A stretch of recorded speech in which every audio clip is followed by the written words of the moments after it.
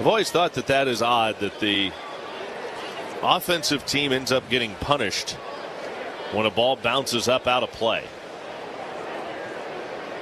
The 1-1 pitch. Wide swings and fouls this back and out of play. Works to the Reds' advantage for the time being here.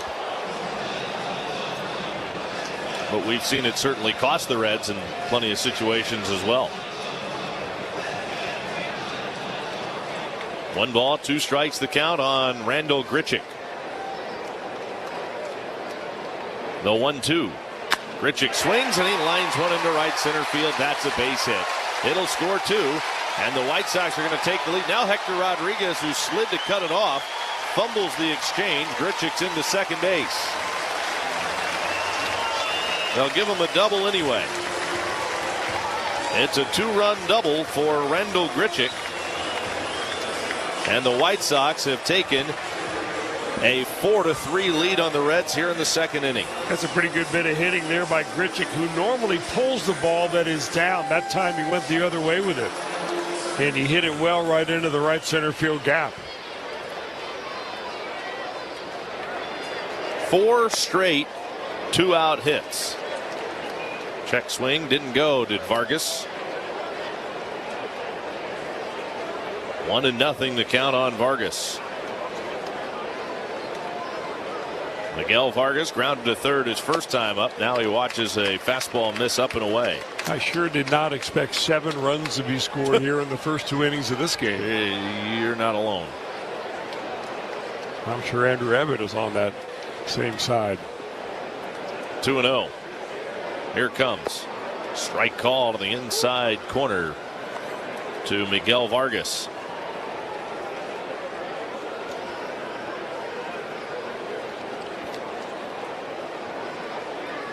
Abbott sets.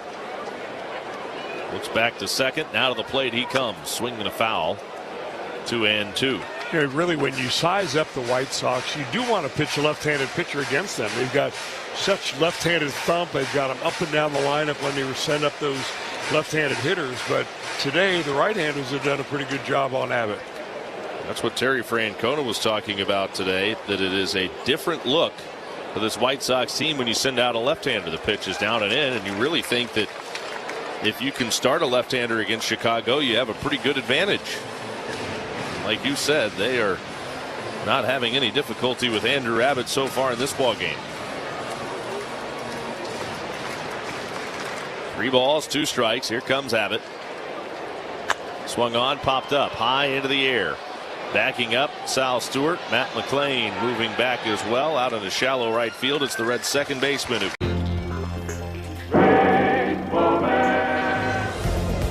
Santiago and the plate umpire Joe West waiting, and West is saying throw the ball. So Joe's putting a little heat on Mondesi. Look at this. How do you like that? Strike. And he hadn't come up to the plate yet. Oh, here comes Lasorda. And Joe West, Cowboy Joe West, has just lassoed Raul Mondesi. 23-year-old flamethrower Chase Burns, the second overall pick in 2024. The pitch blew by you. Strike 3 right over the outside corner, 2 down. That might be the first time we've seen triple digits from Chase Burns today. Ran that one up there at 100. That's a good time to reach back for a little extra right there to put a guy away. Burns brings it. Swing and a miss. There it was. 99 right on by him.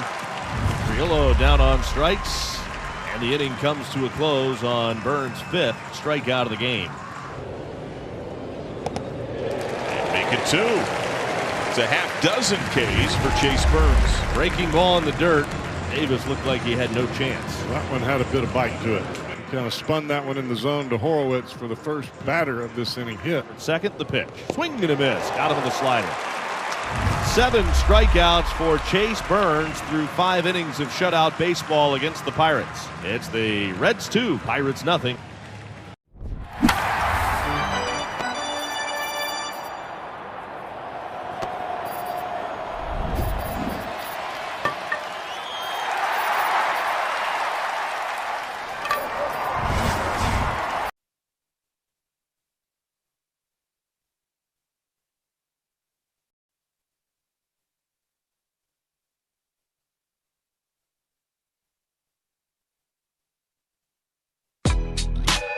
Chicago, kind of a gloomy gray day. 4-3 ball game here at Wright Field. Welcome back to Chicago as the gloom is kind of hovering over this ballpark. The ball call. And even more so now that the White Sox were able to come up with a 3 spot in the bottom of the inning to take the lead 4-3. Ball's overturned. Chicago has 2 remaining. I think Alan Porter's had enough of the ABS. And I think that Edgar Quiero is having a pretty good day back there. And look out, that one goes right over the head of Sal Stewart. I mean, he ducks out of the way and gave a quick glance out to the pitcher, Davis Martin, and is what you're saying, what the? Martin kind of patted his chest, said, my bad. Sal goes, all right, I'll allow it. Gives him the thumbs up, says, okay. 1 ball, 1 strike, and that one is up and in, and now Stewart is pointing the bat at him, and he starts walking out to the mound. And here come the coming benches. out of the dugout now, slowly. The entire Reds ball club now is on the field crossing the foul line, and here come the White Sox. Back-to-back low bridge pitches from Davis Martin has awakened everybody in this ballpark. Here come the bullpens. I guess it hit Sal. He's headed down to first base. And you could see Sal gesturing toward the White Sox dugout. Look, that's 2. He started pointing the bat out at Davis Martin. Well, you were right, Tommy. After the first one, Davis Martin kind of patted his chest and said, okay, my bad. But the second pitch was nearly right in his neck. And somehow Stewart was able to get out of the way of that. He turned the bat around, pointed the knob end right out to the pitcher, and started walking right out there. And that's when everybody came out of the dugout. Well, if Edgar Quiero didn't stop Sal as quickly as he did, Sal was going out there. That hit his helmet, actually. Knocked the helmet right off his head. And now the umpire crew is getting together to kind of assess the situation. Last thing they want to see is a beanball war that gets out of hand. So the question now, will they assess a warning to the White Sox? Well, if they assess one of the White Sox, they'll assess one of the Reds, and that prevents the Reds from being able to retaliate. Exactly. They're going to kick him out. How about that?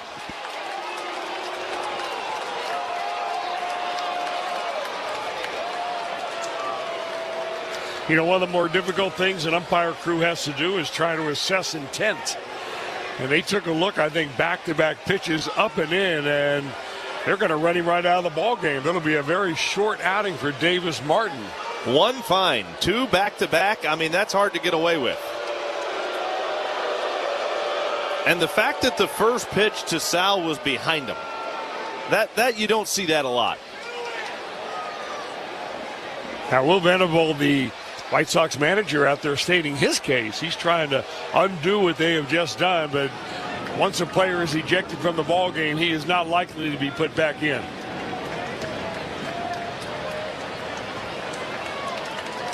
And keep in mind, all of this is immediately after Sal Stewart homered his first time up. Great points. So you got to believe this definitely doesn't pass the smell test. And now the question is, who's going to come in from the White Sox bullpen, because Will Venable has got to make a pitching change. And I don't know that they've communicated to the bullpen yet who's coming in, because there was somebody out in front of the bullpen that had their arms spread wide as if to say, who we got? Well, the meeting with the umpires is over. Davis Martin is off the field, presumably in the White Sox clubhouse, and now we're waiting for a pitcher to come out of the bullpen. Looks like they've summoned a right-hander and making a slow walk in. I didn't see, and by the way, the pitch hit the bill of Sal's helmet. Sal pointed the knob of the bat, as you said out there, said that's twice, pointed to his head. Suarez was quickly out of the dugout as if to say, no, that's not okay.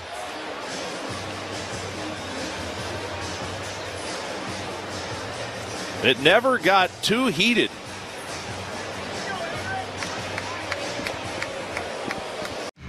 I'm Jonathan Mayer, and for more than 20 years, I've traced the path of baseball's rising stars, navigating the back roads of the national pastime and basking in the glow of small-town America's spirit. where the team is woven into the fabric of everyday life, where it's more than just a game. It's a celebration of the people, the traditions, and the culture that give these places their soul. This is Grassroots. Puedes ser el dueño de grandes momentos del béisbol. MLB Auction te permite participar en la subasta de bates, bolas y jerseys autografiados, con artículos de tus equipos de grandes ligas favoritos, leyendas y jugadores. Visita auctions.mlb.com. All your favorite games from MLB Play are back, bigger, bolder, and better than ever. Test your skills with daily puzzles like MLB Pickle, the Ultimate Mystery Player Challenge, and Immaculate Grid, where stats and strategy collide. Then in Spinball, build your roster, take on your friends, and compete for the weekly prize. Or be the first to beat the streak and hit your way to the $5.6 million jackpot. Plus, the all-new Daily Walk-Off. Lock in your players by category for the walk-off win. The game's official home for games is MLB Play, only on the MLB app and MLB.com.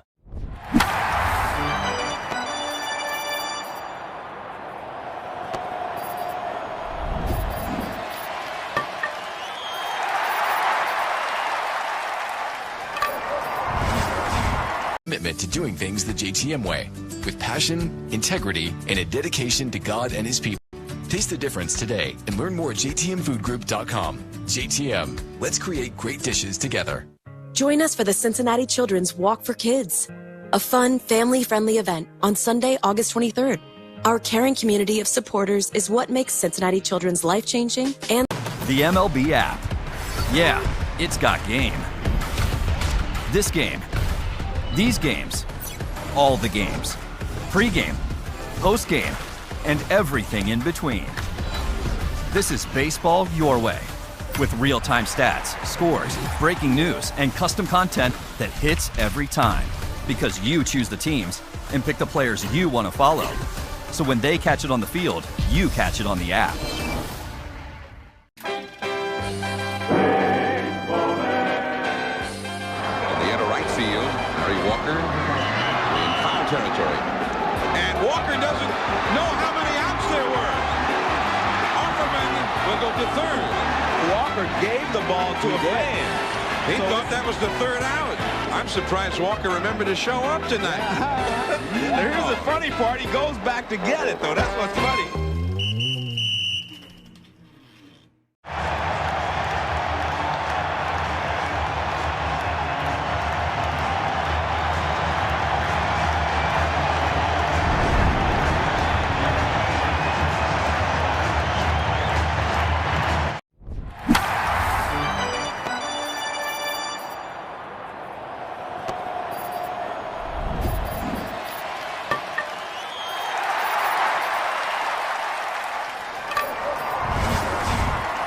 A new right-hander, at least new to the White Sox, and Eric Fetty.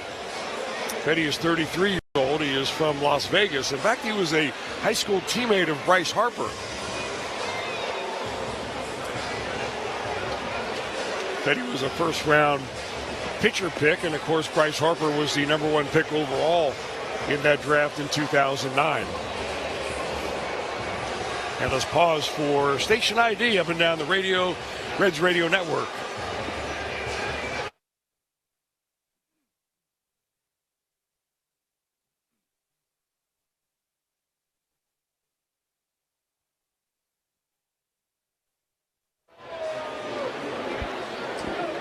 Got Eric Fetty in now for the 26th time this year.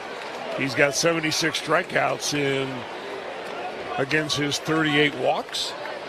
And he will face J.J. Bleday with a runner at first base. Nobody out. Big lead. There goes Stewart, and a fly ball to left field. Hit well. There goes the left fielder back. He will have room to make the catch. And Sam Antonacci puts it away for the first out. And Stewart has to go back to first base. Of course, Stewart just bounced off the base right there. Never did get a look from Fetty, and he was almost standing on second base when that ball was launched into the air. Yeah, that's one where you kind of wish that J.J. Bleday had seen the jump that Sal got and just taken a pitch, because he had second base stolen. Now Tyler Stevenson. Stevenson hit by a pitch his first time up, a breaking ball. And a breaking ball down and away from Fetty, ball one. You know, the White Sox people tell me that it's not really the type of character that Davis Martin shows when he would intentionally throw at a batter. But the optics were awfully bad. Here's the 1-0 to Stevenson, foul straight back, 1 ball, 1 strike. I mean, they were bad because both pitches were up and in. The first one went over the head of Sal Stewart. The other one knocked the helmet off. So really the umpires had no choice at all. I agree 100%. This is the big leagues, and you ought to be able to control the baseball. Here's the 1-1 for Stevenson. Swung on and fouled off to the right side. That'll land in the second deck. And I think the other part about that factors in is if he hadn't hit the home run, then maybe there's an argument to be had. But with those being the first 2 pitches that Sal Stewart saw after hitting the home run, that makes it a tough sell. I think nowadays umpires are taught that they're going to kind of nip this thing in the bud. There's not exactly bad blood going on between these 2 teams, but you know, something like that. Guy hits a home run, next time up he gets hit in the helmet. That can start it in a hurry. And we thought the weather was going to be the topic of conversation here today. 1 ball and 2 strikes to Stevenson. Pretty good lead down there by Stewart. He's not going, and a check swing at the plate was 2-2.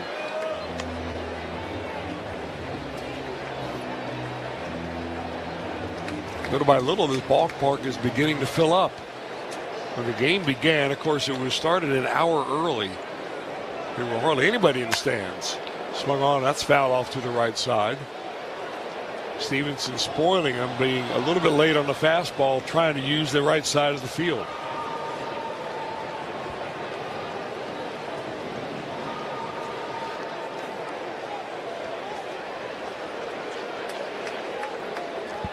Bouncing off the base is Stewart, and the pitch is outside. A quick throw down and a dive stop by the first baseman Vargas. Porcaro nearly threw that right down the right field line, and a great defensive play by the first baseman kept it in play. They ended up diving, Vargas did, right at the feet of Alex McKay, the first base umpire. He landed right on his feet. So now the count is full, 1 out. Good lead by Sal Stewart, and I imagine that he probably will be off on this one. Stevenson, and there goes the runner, and there's a base hit into right field. Sal Stewart is going to hit second base. The ball is bobbled by the right fielder Montgomery, and Stewart will end up into third. I don't know if they'll give Montgomery an error on that, but I don't know that Sal takes third if it weren't for the bobble by Montgomery right there. I agree. He went down the field on 1 hop. It was a sinking line drive that kind of short hopped the right fielder. He was down on a knee, and the ball went off the top of his glove. So they're going to give him a single and an error to send Stewart over to third base. Reds threatening now, 1 run down here in the top of the third. Hey, Eugenio Suarez. He's already hit a 2-run bomb. And a check swing at the plate, and it's ball inside. Now the thing to keep in mind, going back to the theatrics we saw with regards to Sal getting hit by the pitch, I don't believe the umpires issued a warning.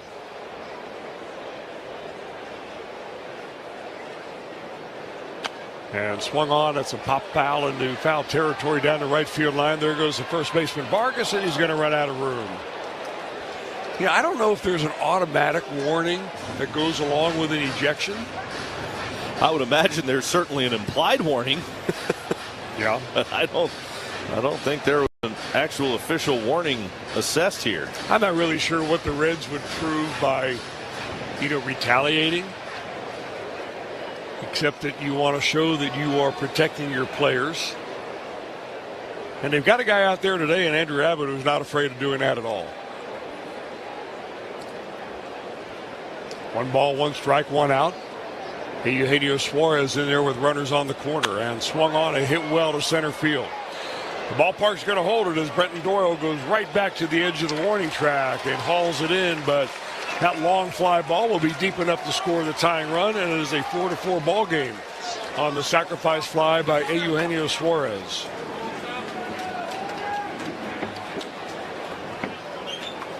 That's 3 ribeyes on the day for Eugenio.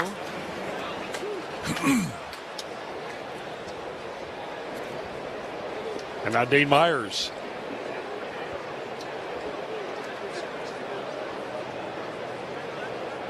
Myers steps in with Stevenson at first, 2 out, and a pitch on the outside corner, strike 1.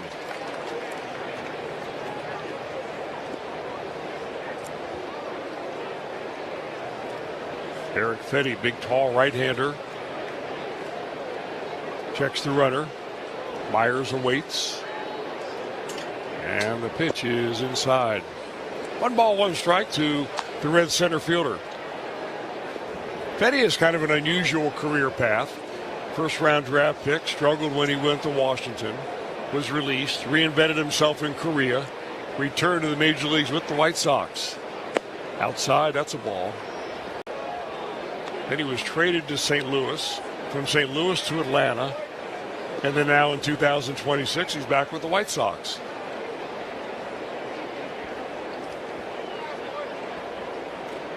Two balls and a strike. Reds with a chance to break the 4-4 tie, and that's a pitch on the outside corner. Good one from Fetty right there. Just caught the black.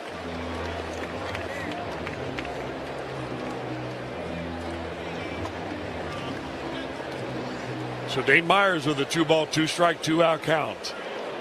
Very modest lead for Stevenson at first base, and the pitch is in the dirt. Bounced around by the catcher, but it will not get far enough for Stevenson to move up. Yeah, Stevenson saw where the ball was. The catcher did not, but because Stevenson knew it didn't get far away, he didn't try to advance, even though the catcher couldn't find it. Carroll was looking everywhere for it, and eventually it was Fetty that came down and got it. We've already seen some weird plays in this game. Yeah, it's only the third. It's a low pressure system coming through here or what, but kind of a weird day. And that is ball 4.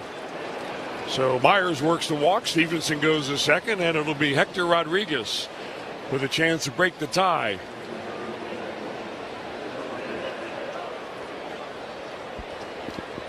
Hector hit a fly ball to the center fielder his first time up. Hector trying to get things going here. Batting average hovering right around 105 right now. Does not have a home run. He does not have an RBI. And the pitch is high and away, ball 1.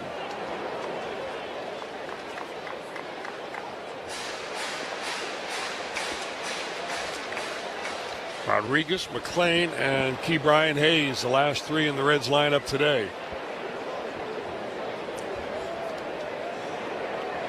Swinging and a foul straight back. He had a good hack at that one. Rodriguez has got a nice flat swing. No question about that. He showed good bat speed. Started the season in Double-A, got moved up to Triple-A, hit at both places. But it has been, like so many other young players, a difficult transition to the big leagues. There's one on the ground right to the second baseman. Hydroff will pick, throw, and that's the third out.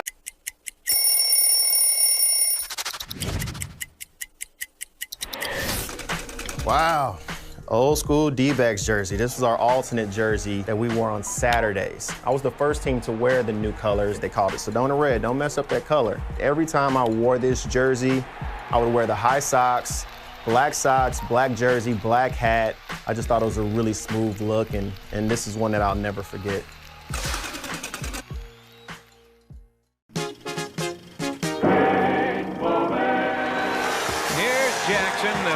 Time at bat in Reggie Jackson's career.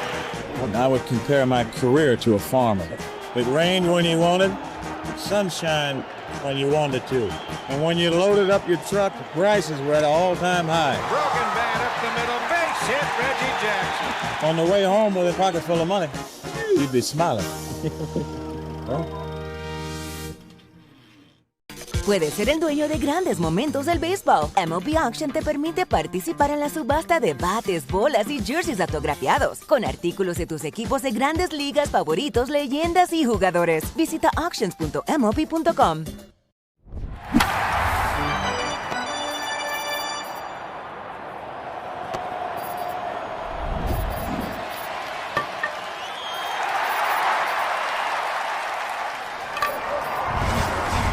Big and small so you can live the life you want to live for generations. Visit westernsouthern.com/rest assured to get started today. Ever smiling, ever gentle on my mind.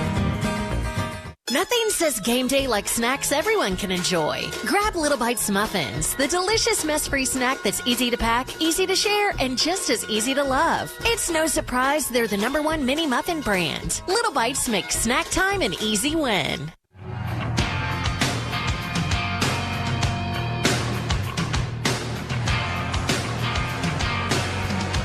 Welcome back to Wright Field in Chicago. It is a 4-4 ball game.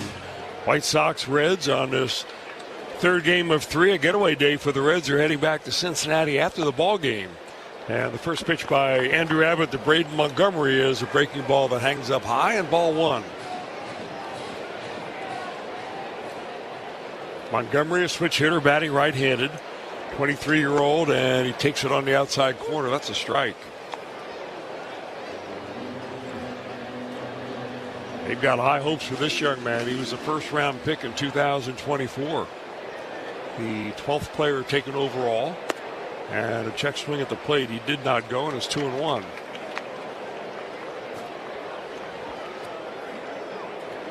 When you start rating the White Sox prospects, Montgomery was rated the #2 prospect in their organization. And a breaking ball just misses. Boy, Andrew Abbott thought he had one, and Stevenson wants an ABS challenge. And just off the plate. Call confirmed. Cincinnati has 1 remaining. So the Reds will lose the challenge. They've got one run remaining, and I believe that may be the first one that the home plate umpire, Alan Porter, has won today. So 3 balls and a strike. And that is ball 4. So leadoff walk to Braden Montgomery, and it'll be Brenton Doyle.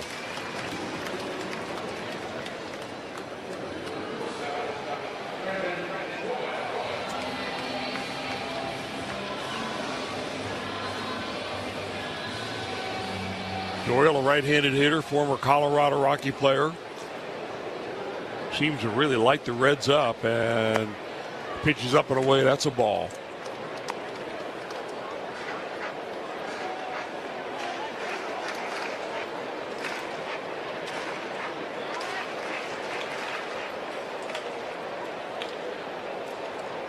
Small lead by Montgomery. Now he bounces off, going a little bit more, not going on the pitch, and it's down and away. So all of a sudden now Abbott having a hard time finding the strike zone.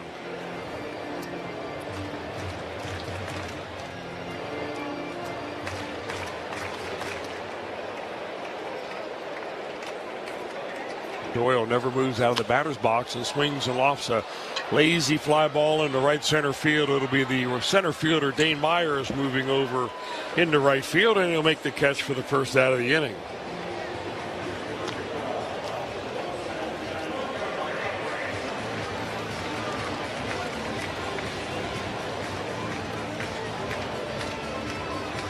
And now the left-handed hitting Colson Montgomery. They've got 2 Montgomerys in the lineup. They are not related. First time in the series that Will Venable has separated them by putting a player in between.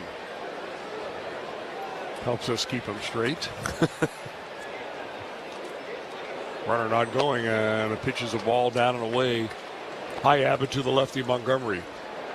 Easier to keep the Montgomery straight or the Lows and Lows straight? A little bigger lead now there by Braden Montgomery. He's at first base. Colson Montgomery is at the plate, and he swings and fouls it straight back. Just a little bit to the left of us. That's the one we want to come in here. That has some nice loft to it. That one we can handle.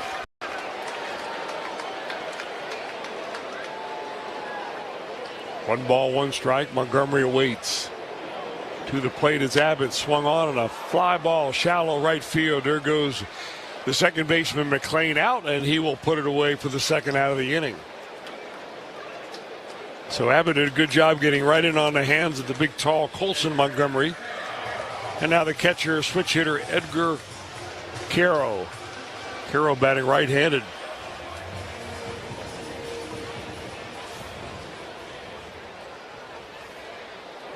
Caro had a home run in the first ball game, hitting right-handed, deep and out of here, and Abbott misses way up and away, ball one.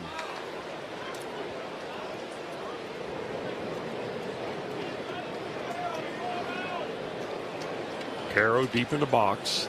A little bigger lead now for Braden Montgomery at first base. Runner not going, swung on and fouled straight back.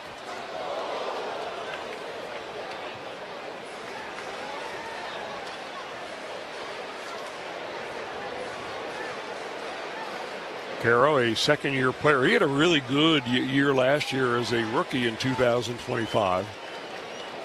Offense not there this year. Swung on and fouled off. 1-2 now. Abbott to Caro.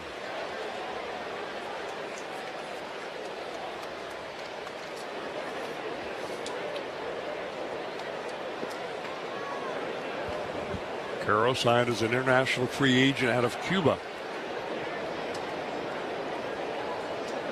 And here comes the pitch by Abbott, just hit off the plate. Boy, Abbott thought he had strike three on the inside corner and did not get the call.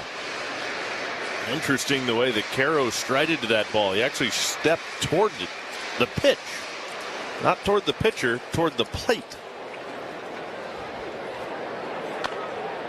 Swung on by Caro, and he rips it foul down the left field line. Got way out ahead of a breaking ball.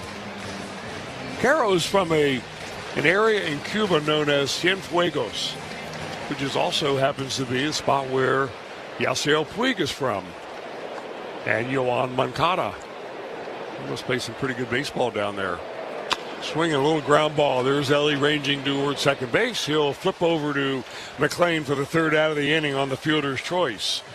So Abbott strands a. Fernando leads it off. Fernando drives it out to deep left center field. And gone. That's a long home run. Padres on the board. Fernando's 9th of the year. Right down the middle, I believe. Very least middle end. There are no doubters and then no doubters. 465. Yeah, this one is heading towards Flagstaff. Now the 6th longest home run in Major League Baseball this season with the 465 he just hit here right now. Lara finding his way, and he leaps and makes the catch. The rookie Lara, what a catch. Herrera on the run. He dives. What a way to end it. Diving, dazzling. He bunts. How about that? Toward first. Diving play made by Alec Bohm. What a way. Latra caught by Bregman. Loving the leather. Here's Neto in the hole. Long throw across. He got him. What a play. An incredible play. The game is on this throw. And he wowed him. Nathan Lucas with a missile. Lara's on the run. He leaps. Oh, my goodness. Cole Young diving slide to his left. What a play by Cole Young. The kid has been fabulous. That's hit hard on a hop. The shortstop Wilson from the seat of his pants. He makes a phenomenal play. Kinster's throw to the plate. Got him. He got a hose out there, right? How about it?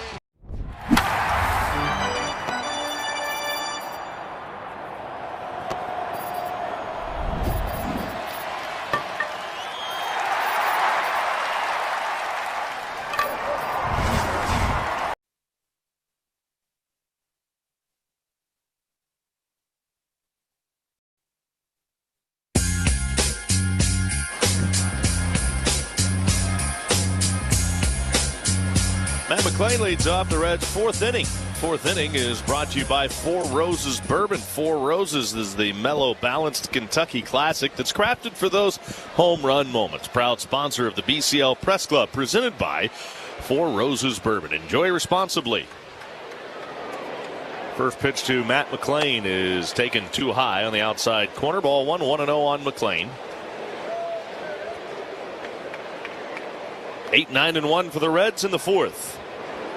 The right-hander Fetty back to work his pitch, and McLean takes a strike. After the ejection of the starter Davis Martin, the Reds kind of have to adjust their offensive game plan a little bit on the fly here. 1-1. McLean goes down to get this one, skies it in the air to left, going back over his left shoulder, and Tanachi deep toward the left center field gap, and he'll make the catch. The left fielder hauls it in on the track. Deep left center for the first out here in the fourth inning.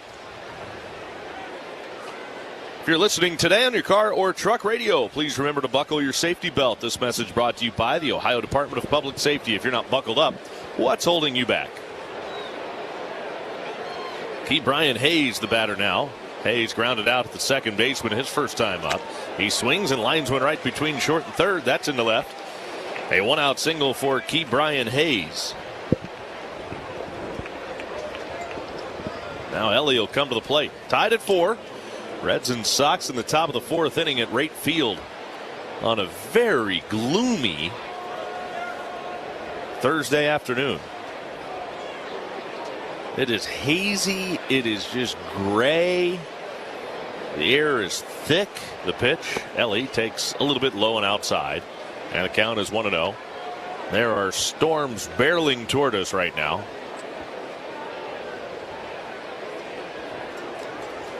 But we are tied at 4. Fetty turns it loose. And it's off the outside corner and off the mid of Caro. Down to second, Brian Hayes on the pass ball.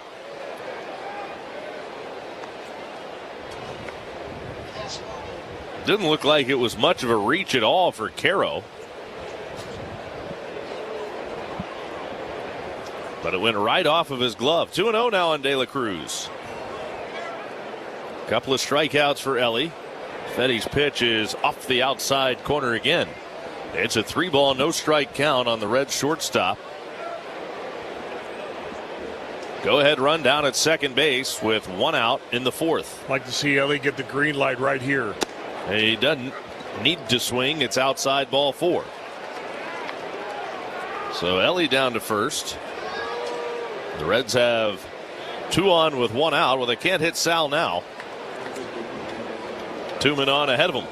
He was drilled in the bill of the helmet on the second pitch that was up near his head of the last at bat. After he homered his first time up, and he watches a strike on the outside corner, breaking ball from Fetty, and it's 0-1. Sal turned that hit by pitch into a run. Fetty pauses at the belt, looks at Hayes at second, throws. And Sal lines one toward right center field. That's going to drop in for a base hit. Here comes Hayes around third. Here comes Montgomery's throw. Strong but not in time. Ellie to second base on the RBI single to right by Sal. His second RBI of the game. And the Reds are back on top. It's 5-4. What a good bit of hitting by Sal. He got a breaking ball, maybe a cutter from Fetty that kind of moved its way from the center of the plate to the outer third, and he went right with it. And as soon as he made the base hit, he turned around and looked. I'm not sure if he looked at the home plate at the catcher or maybe back into the White Sox dugout. But he's a little animated out there. I would imagine. Here's J.J. Bleday, and the pitch to Bleday is off the outside corner for ball 1. You know, there are certain hitters that you don't want to wake up. I would say Sal Stewart is in that category. Yeah. This is not the first time we've seen him get fired up and come back and do some damage. The pitch, a strike on the outside corner to Bleday, and the count evens now. 1 ball, 1 strike. Frank Robinson was one of those players, no doubt. Steve Garvey, in my recollection, was one of those players. Yeah. 1 ball, 1 strike. Here's Fetty. Bleday swings, skies one high in the air toward the line and left. Out goes Acuna, the shortstop. The left fielder, Antonacci, is in. It'll be Acuna to make the catch. Jim Wolf calling the infield fly rule there. Doesn't matter. It's caught by Acuna. Now 2 outs.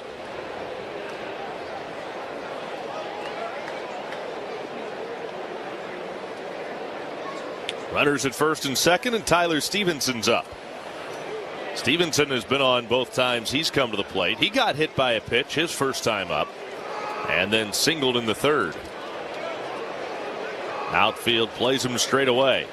The pitch. Stevenson swings and he sends one high in the air. It's deep to left. Antonacci back at the wall, out of room. It is gone. A 3-run home run. Tyler Stevenson. It is a 4-run fourth for the Reds. 8-4 Cincinnati. Stevenson's 11th home run of the year.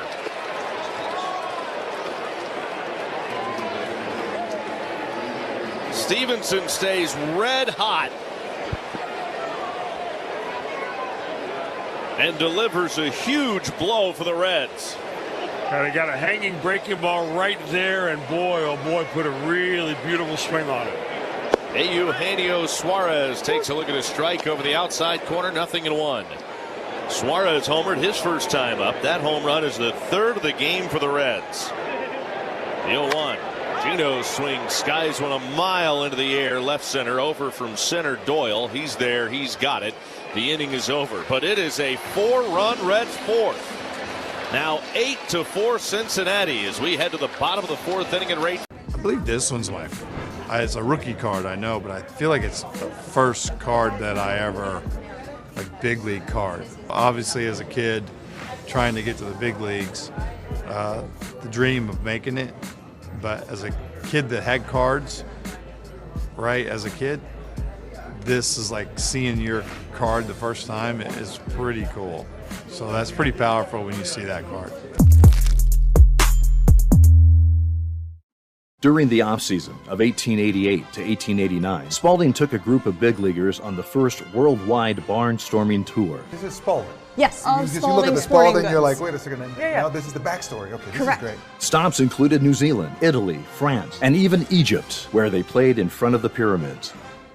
Spalding's contributions to baseball history don't end there. Do you know the story of Doubleday and the invention of baseball? Please tell us. Enlighten us. When a 71-year-old Cooperstown native came forward, baseball officially had a birthplace in Cooperstown. If I'm in the presence of this baseball, does it give you powers to become a better baseball player? I've been here 5 years and playing baseball through all of it. I don't think I've gotten better. And whether it's the World Series or the wonders of the ancient world, there's no debating that baseball connects us all. Go to baseballhall.org to plan your visit to the National Baseball Hall of Fame and Museum in Cooperstown, New York, and catch every episode of Hall of Fame Connections on MLB.tv. Puedes ser el dueño de grandes momentos del béisbol. MLB Auction te permite participar en la subasta de bates, bolas y jerseys autografiados, con artículos de tus equipos de grandes ligas favoritos, leyendas y jugadores. Visita auctions.mlb.com. Cash, rolling homes. Call us today and see how easy selling your home can be.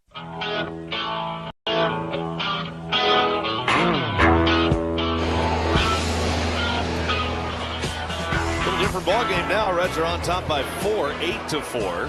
After a 4-run fourth inning, Sam Antonacci leads off the White Sox fourth, and he takes 2 tight for ball 1. 1-0 on Antonacci. Antonacci singled and scored in the second inning. Batting for just the second time. Breaking ball a little bit high. 2-0 now. Kind of interesting here, Tommy. Now that the Reds have a 4-run lead, everybody in the ballpark knows that the weather is coming. And you wonder if the White Sox will try to stretch it out a little bit. Pitch is in there for a strike. 2-1. Go up there, be very selective. Of course, they will have to bat both in the bottom of the fourth and the bottom of the fifth in order to make this a regulation game. I wonder if the Reds come out swinging to the first pitch in the top of the fifth. Depending on probably how this inning goes. The other question is how heavy is the rain that's coming? 2-1. And Antonacci takes a strike at the knees. Is it a rain that these two teams could play through for a while? Or when it hits, is it going to come down with some vengeance? Here's the 2-2. Breaking ball and a beauty, cut on and missed. Down on strikes, Antonacci. 1 gone in the fourth. Let's pause for station identification on the Reds Radio Network.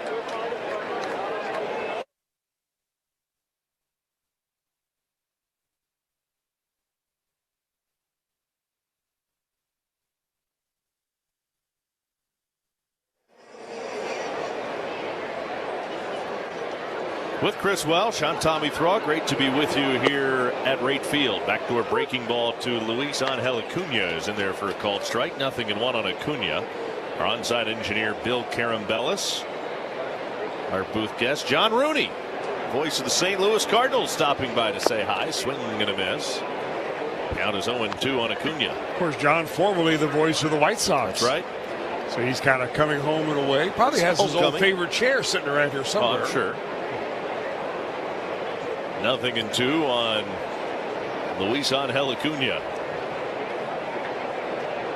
Abbott's back into his windup, and here he comes with the pitch, and it's a breaking ball into the dirt right as the pitch was thrown. They played something over the loudspeaker. You could tell it kind of startled Abbott. He's putting his hands out to the side as if to say, well, what's that all about? Come on now. Somebody's hand slipped. 1-2. Abbott wants to do. Abbott's not real happy right now about that. I think that was the old miss the putt button.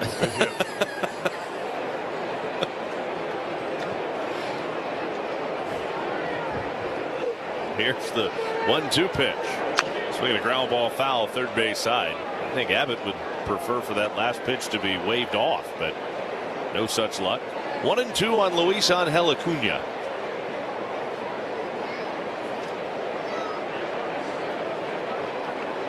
Abbott back into his windup. Here he comes.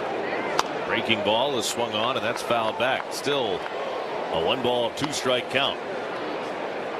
If you're listening today on your car or truck radio, please remember to buckle your safety belt. This message brought to you by the Ohio Department of Public Safety. If you're not buckled up, what's holding you back? Now the 1-2 pitch again to Acuna. Swing and a miss. Got him with a changeup. Back-to-back strikeouts for Abbott here in the fourth, with the Reds leading by 4. Now back at the top of the order, Chase Mydroth, as we look at today's Reds Hall of Fame and Museum. Trivia question of the game. Reds White Sox trivia, the topic this series. 2 pitchers who were credited with victories in World Series games won by the Reds also pitched for the White Sox during their careers. Reds Hall of Famer Clay Carroll, who was the Reds' winning pitcher in both Game 4 of the 1970 World Series and Game 7 of the 75 World Series, is one. Who is the other? Pitch is a breaking ball down low. 1-0 on Chase Mydroth. A, Paul Derringer. B, Rob Dibble. Or C, Pat Zachary. The 1-0 is up and away. It's a 2-ball, no-strike count on Mydroth. Well, I couldn't tell you either way if Paul Derringer pitched here. I don't believe that Dibble did. I was thinking he did. I think maybe Pat Zachary did, though. 2-0 is up and away, and it's a 3-ball, no-strike count. I know Zach pitched for the Mets in addition to the Reds. I think I'll go with Zachary. Okay. I'm gonna say Dibble. In there for a called strike, 3-1.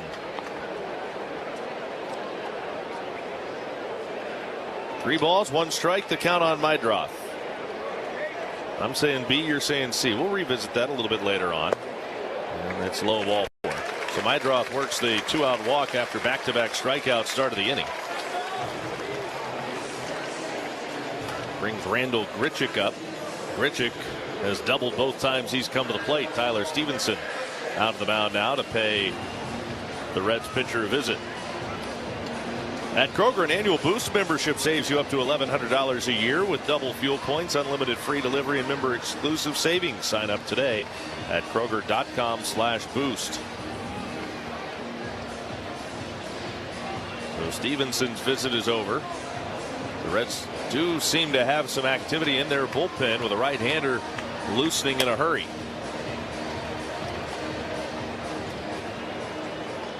Luis May getting ready out there in earnest. Runner at first, 2 outs. Abbott trying to get through this 4th inning. He's thrown 81 pitches already. And here he comes with the first pitch to Grichuk. Swung on, and this ball's hit in the air. Short left. On comes the left fielder Blade to make the catch. Side retired. First major league home run for Angel Hinao. First week in the big leagues, first major league home run for the 22-year-old Dominican. Gauge jump, a quality start. 6 innings, 6 hits, 2 runs, both of them earned with 2 walks, and a career high 11 strikeouts. Over is George Kirby on the run along with Cal. Cal slides and he makes the catch. You talk about grit and hustle. What a great play by both those guys. Jack Caglione with a 4-hit game and home run number 2. It's a barrel party hosted by Jack Caglione tonight, and he has done everything you can possibly do as a hitter. Sandy Alcantara has gotten more outs than anyone who has ever put on a Marlins uniform. It took 108 pitches, and Sandy Alcantara, on the day that he makes history, is through 7 scoreless innings.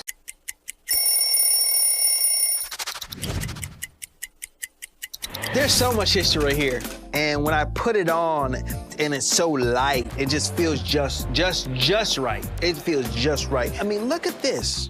It got the city on it. When I was 7 years old, my uncle takes me where? To Shea Stadium. Darryl Strawberry hits a home run, and I become a fan for life.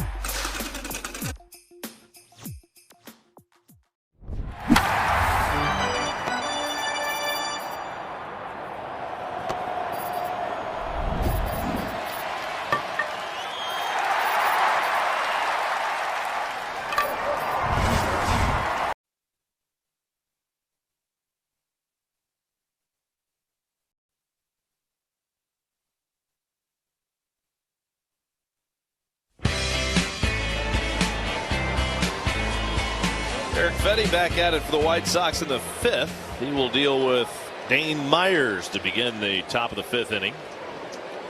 Still dry for the time being.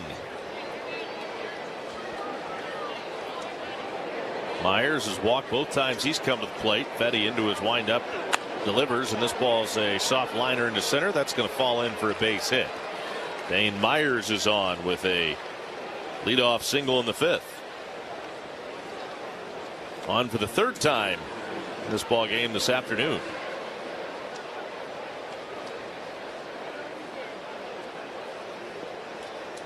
That'll be Hector Rodriguez.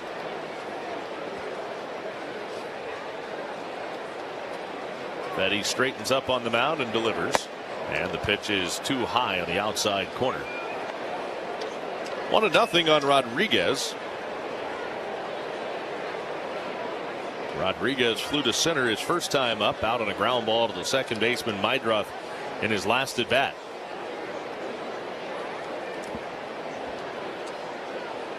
Looks like the rain should be starting any time now. The runner takes off, swing and a miss. Throw to second is too high and late. Into second easily is Dane Myers. He has himself his 8th stolen base this year without being caught. It looked like a protection swing on the part of Hector Rodriguez. He swung late on that ball, and he made it a little bit tougher on Caro to get the ball to second base. Changeup, this is low and in. 2 balls, 1 strike on Hector Rodriguez. A good time for Hector to pick up a base hit. His first run batted in would be a good chance for a hit right now. Fetty a couple looks at second, now delivers, and Rodriguez lifts a lazy fly to the left fielder Antonacci, who makes the catch. 1 out in the 5th, and that brings up Matt McLain. Join the Reds when they take on the Redbirds August 17th through the 20th, presented by Kroger. Zero hunger, zero waste. You can get your tickets now, reds.com/tickets. Cardinals about to come to town in this upcoming homestand. Matt McLain at the plate. Runner at second base with 1 out. McLain 0 for 2, a strikeout and a fly to left. He takes off the inside corner for ball 1. McLain has been swinging the bat a little bit better here recently.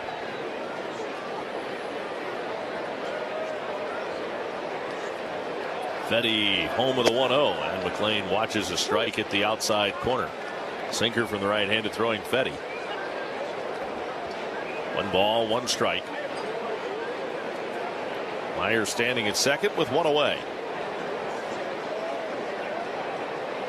Fetty delivers, and a wave and a miss by McLain. I just get the feeling that Matt is like 1 pitch behind. He just took a fastball on the inner part of the plate, waist high. That's a spot that he likes. Then he chases a breaking ball down in the dirt, down and away. The 1-2. Up and away. It's a 2-ball, 2-strike count. But what I mean by being a pitch behind is that he's allowing the pitcher to kind of set the stage and control the at bat rather than the other way around. If he likes the inside pitch, wail away on the first one you see. 2-2.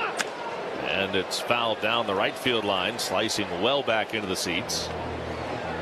Still a 2-ball, 2-strike count. As I have watched him this year, he seems to do more damage on pitches on the inner part of the plate than he does those down and away. 2-2. Swing and a miss. Struck him out. Got him the breaking ball down and in. So McLean strikes out. 2 gone now in the 5th. And Key Brian Hayes is the batter.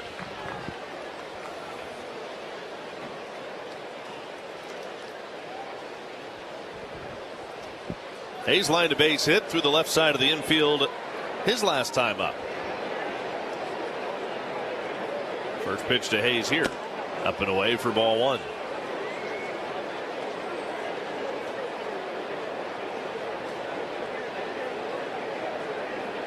Hayes came around to score on the base hit by Sal Stewart. Got the scoring in the 4th started. Reds would go on to get 3 more on the home run by Tyler Stevenson. Hayes swings and sneaks one into the club level first base side. 1 ball and 1 strike on Hayes.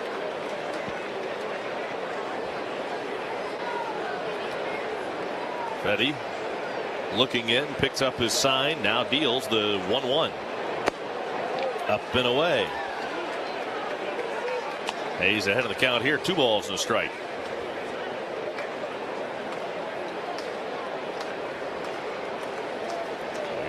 Don't you know the Reds would love to pick up that runner at second?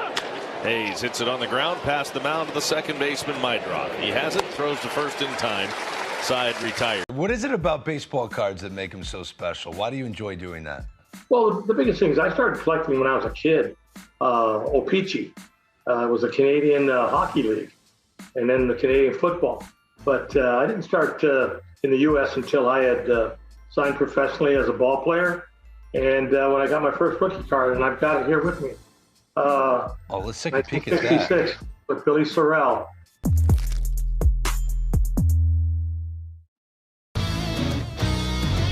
Oppo Taco. I'm going to guess it's an opposite field, upper deck, maybe something like a... Yeah, home run to the opposite field. You got it. This is a good one, a hack. I don't know. I mean, is it the same as like the layman's term hack, like a bad chef? You've guessed correctly. Okay. Someone's a hack, you know, someone that's just nailing it in. Yeah. They're not putting their heart into it. The people are welcoming, they're loving, they're caring. So if you're looking for a familial feel, definitely Asheville. It's Asheville. That's all you gotta say. Yeah. They're excited to be back and back on their feet, so it's been awesome to see the rebuild. Winning or losing, like everybody's there having a good time rooting us on, so I've always enjoyed that the whole year. You play here at the tourist park and you feel like you're back in the old days playing real baseball. Nestled right into the mountains there. That's right, right on a cliff.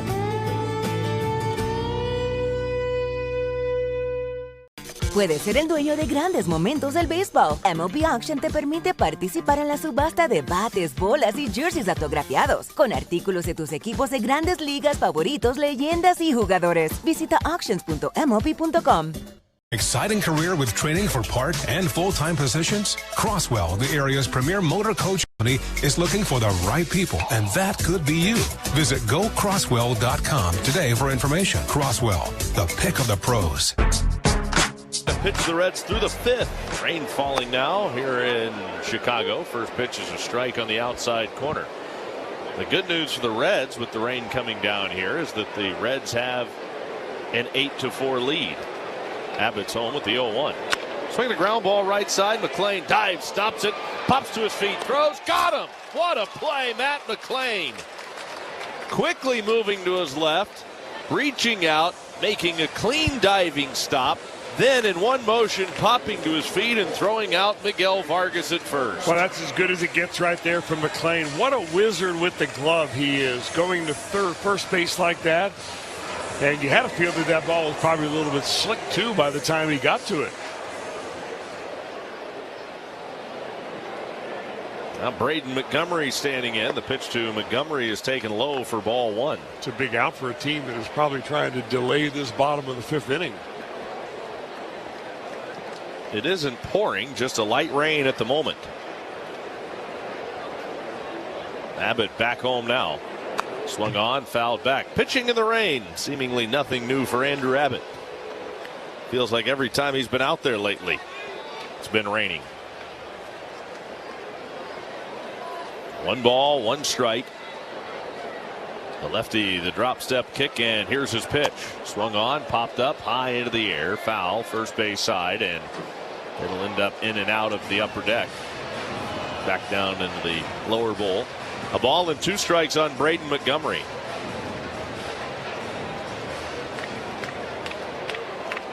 Now a lefty throwing out in the Reds bullpen. Brock Burke starting to get loose. The 1-2 high and outside from Andrew Abbott.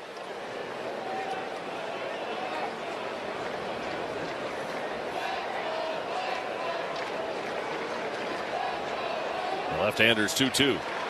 And it's down too low, and a full count now on Braden Montgomery. 3 balls, 2 strikes. Nobody on, 1 out. Finale of this 3-game series. Reds trying to win the rubber game and the payoff. Way high and outside. He had him 0-2, ends up walking Montgomery. Second time this afternoon that Braden Montgomery has worked a walk. And Brenton Doyle. And meanwhile, Terry Francona kind of fidgeting around on that bench inside the Reds dugout. He was up on his feet. I thought he may make his way up to the dugout steps, but he sat back down. He's going to let Abbott have this runner, or this batter. Doyle takes 2 high for ball 1. I'm sure Terry Francona is hoping that Brenton Doyle can ground into a double play ball right here.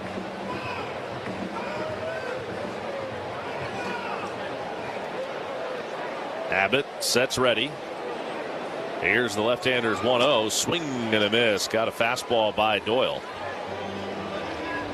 That levels the count at 1 ball and 1 strike. It's just kind of a hazy day to begin with, so it's kind of hard to actually tell how much it's raining. The 1-1. Swinging a soft bouncer toward third. Key Brian Hayes bare hands, throws, not in time. Doyle beats it out. An infield hit for Brenton Doyle on a swinging bunt single to the third baseman, and now 2 aboard with 1 out in the White Sox 5th inning. Doyle runs well. He's one of the better center fielders in the league, and he gets out of the box quickly.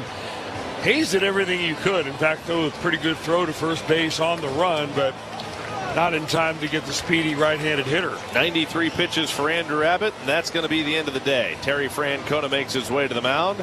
Pitching change made in the 5th with runners at first and second base with 1 out. Great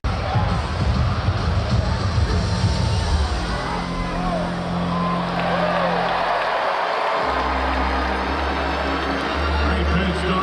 Thanks for joining us tonight and celebrating the Yoshi bobblehead.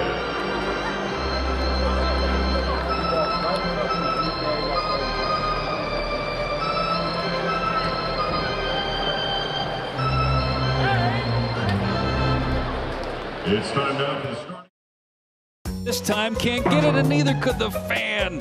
Boy, that's when you don't wear flip-flops. Caminero strikes out, and the bat gets a 7.5 on the distance. But it's stuck to the landing. That's poked in, that hits the umpire. The ball is in play, and it's a base hit for Frazier. Roberto Ortiz did what he could to try and get out of the way, couldn't. Took the wrong direction. He just didn't know which way to go.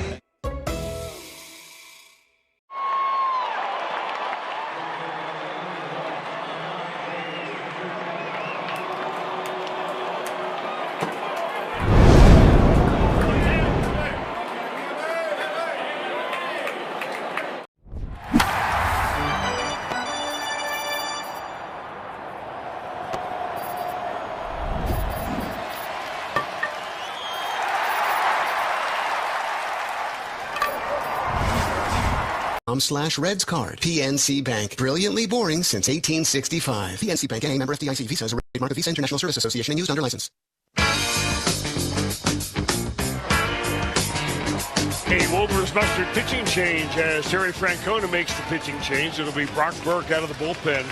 For Burke, he has been awfully busy this year. 54 games now for Burke, a 4-4 record and a very fine 2.6 earned run average.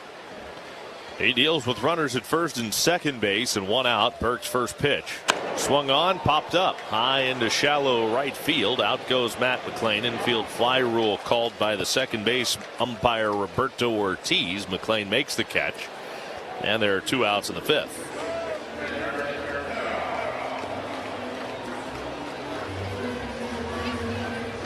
Now Edgar Caro will come to the plate. 2 on, 2 out. Reds are up 8-4 in the 5th.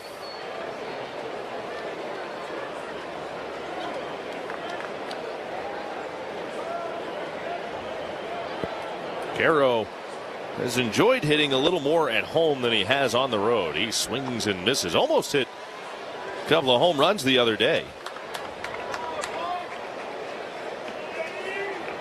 Caro didn't play in yesterday's game, but went deep his first at bat of game 1 of this series on Tuesday. Caro takes a changeup down from Brock Burke. It's a 1-ball, 1-strike count.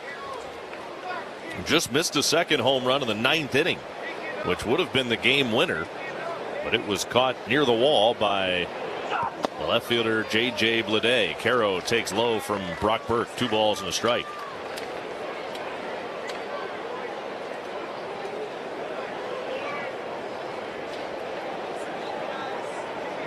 Burke pauses at the belt.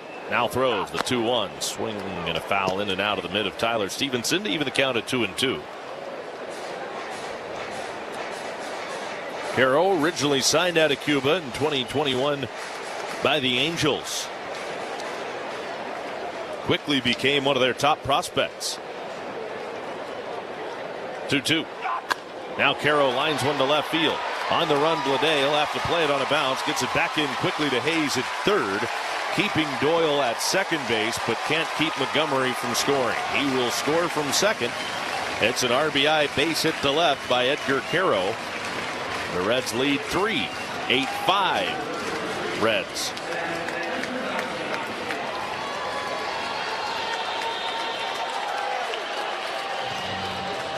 Now Sam Antonacci.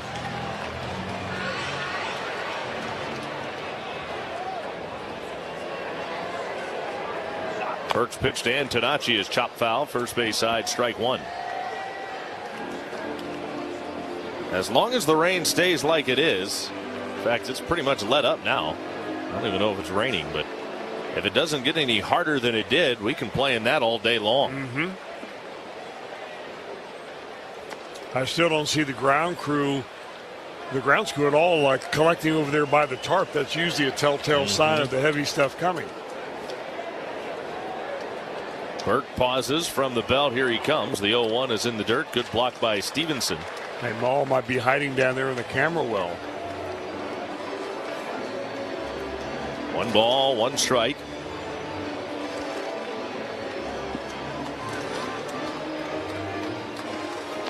Two on, 2 out, a run home for the White Sox.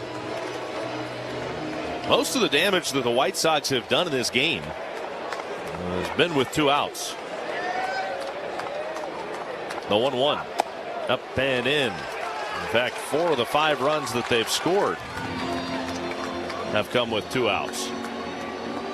They had 4 straight 2-out hits in the second inning that put them in front at the time 4-3. They've tacked on 1 more here in the 5th, and Antonacci lines it into that camera well at the far end of the White Sox third base dugout. 2-2 on Antonacci and holding.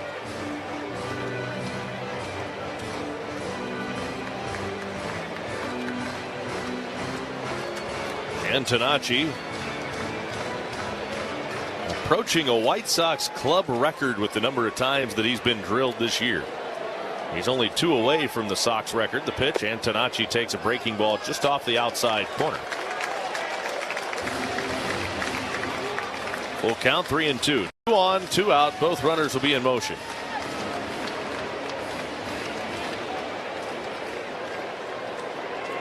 Burke the pause, and here he comes. Swing and a miss. Struck him out. Got him with a fastball. Down on strikes, Antonacci. The inning's over, but not before the Sox get a run back. It's now 8-5 Reds. I'm Jonathan Mayer, and for more than 20 years, I've traced the path of baseball's rising stars, navigating the back roads of the national pastime and basking in the glow of small-town America's spirit, where the team is woven into the fabric of everyday life, where it's more than just a game. It's a celebration of the people, the traditions, and the culture that give these places their soul. This is Grassroots.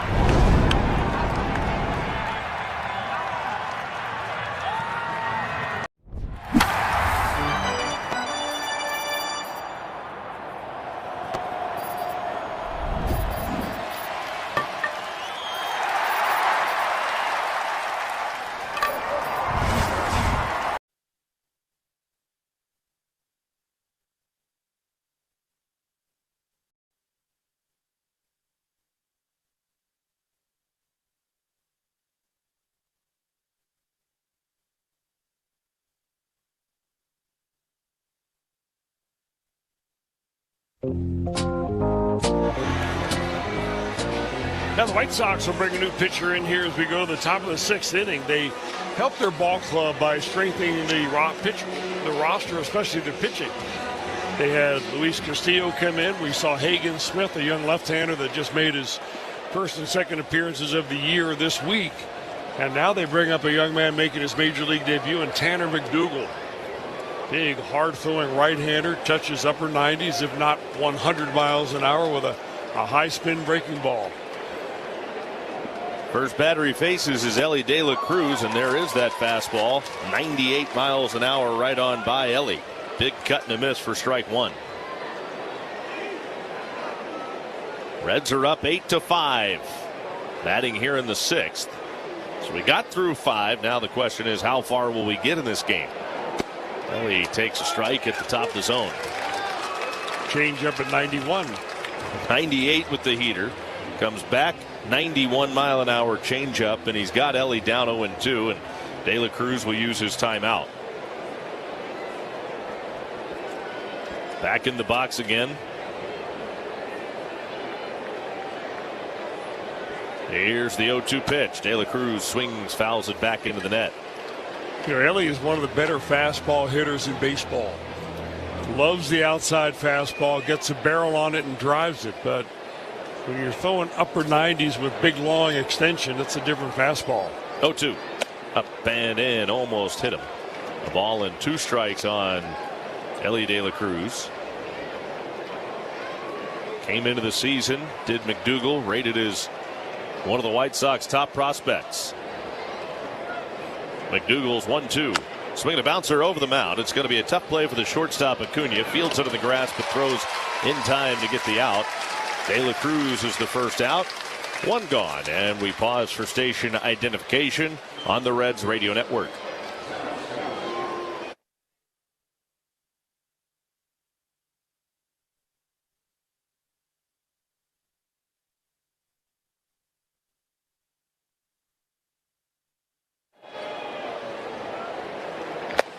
McDougal's first pitch to Sal Stewart.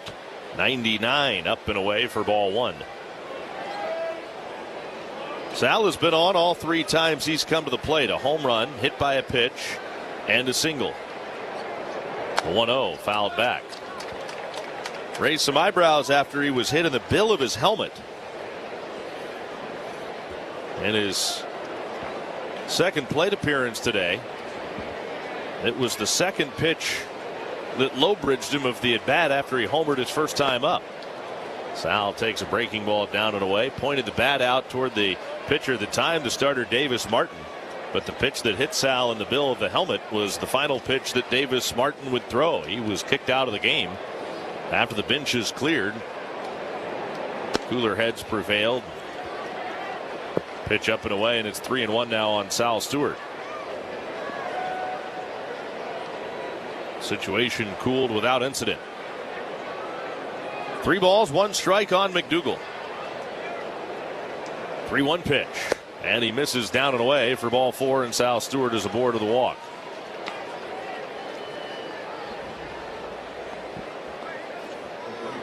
McDougal was a beneficiary of the first ever Major League Draft Combine back in 2021. He didn't really get a lot of exposure in high school. He was from Henderson, Nevada, right outside of Las Vegas. But when he showed up at that combine and he showed the velocity that he had, that's when the White Sox took him in the 5th round. Pitch up and in for ball 1 to J.J. Bleday. He was committed to go to Oregon, but they paid him a pretty hefty bonus to sign with them. 1-0 the count on the left-handed hitting J.J. Bleday. Big right-hander McDougal brings it home, and the pitch is in there for a strike. J.J. Bleday wants to challenge, even though the Reds only have 1 left.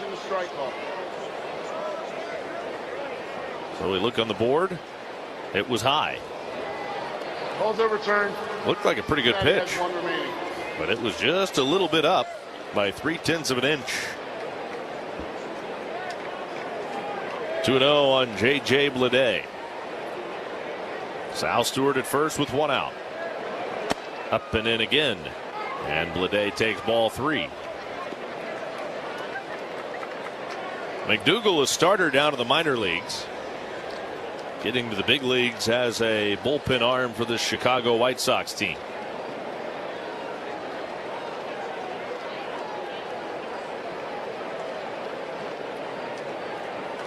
Here's McDougal's 3-0.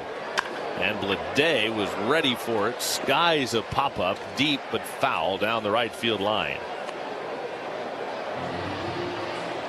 Well, that's a humbling feeling as a kid making your major league debut, and you reach back with your best bolt and the guy pulls it foul. Bleday was early. I think the Bleday started his swing just about the time McDougal got his hand behind his right ear. 3-1. And again swung on and pulled further foul down the right field line up into the rain.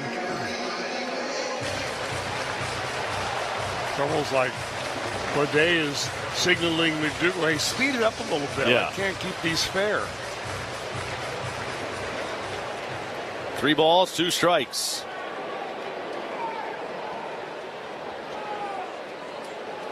There goes Sal. The pitch to Bleday is high, ball 4. And the Reds have 2 on with 1 out in the 6th inning. TJ Antone is throwing now in the Reds bullpen. The catcher Caro is going to go out and talk with McDougal. Let's pause for station identification. You're listening to the Reds Radio Network.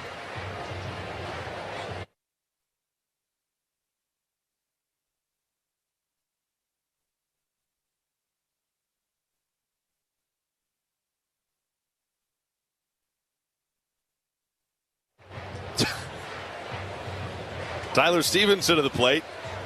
Runners at first and second base with 1 out. Stevenson belted a 3-run home run his last time up. He's got an opportunity for another one right now. Stevenson, like Sal, has been on base every time he's been up, 3 times. Stevenson hit by a pitch in the first, singled in the third, and then homered with that 3-run blast in the 4th.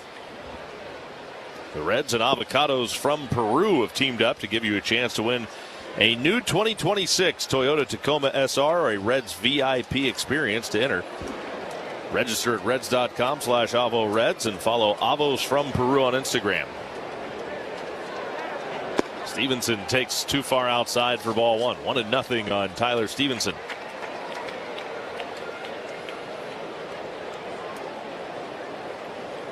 Sal Stewart's at second. J.J. Bleday over at first. Here's the 1-0 to Stevenson. And that misses up and away. And another challenge. Catcher is challenging the ball call. Alan Porter probably getting tired of turning around relaying challenges. That's a strike. Caro's doing an excellent job of it, though, tonight. Alan Porter cannot wait until all the challenges are done. He's had a tough day back there, isn't he? I think he's been right once. 1-1. The pitch.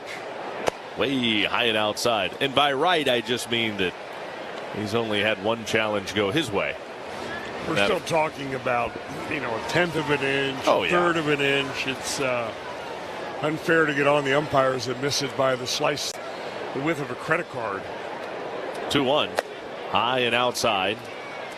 3 balls, 1 strike. Stevenson now way ahead of the count here. Yeah, McDougal really looks like he is a little bit overamped right now. Flying the front side open, arm lagging behind the body, missing all of the strike zone really up and away. 3 balls, 1 strike. McDougal looks in. Stevenson waiting. The right-hander readies. And here comes the 3-1 pitch. High ball 4. That is a 3rd straight walk after McDougal got Ellie to ground out to the shortstop.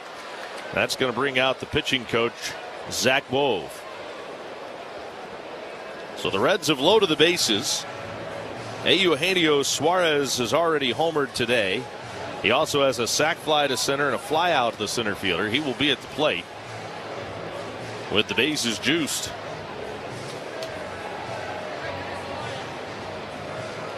Get that great taste of the ballpark at home with JTM's Philly Kits and Fat Tire, beer, cheese, and pretzels. Find these game day favorites in your grocer's freezer. JTM Food Group, let's create great dishes together. Really ought to be an opportunity for Suarez, and he knows this. You have a pitcher, young kid, throwing a lot of fastballs, missed the zone, walked the bases loaded. Got to be ready for the first pitch right there. You may get a cookie right down Broadway. The right-hander turns it loose. And it's way low and outside, a first pitch slider for ball 1. Far from a cookie.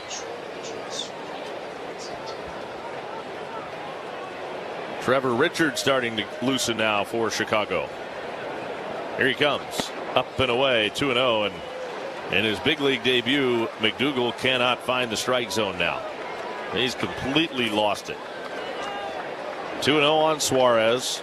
3 straight walks following a first batter ground out.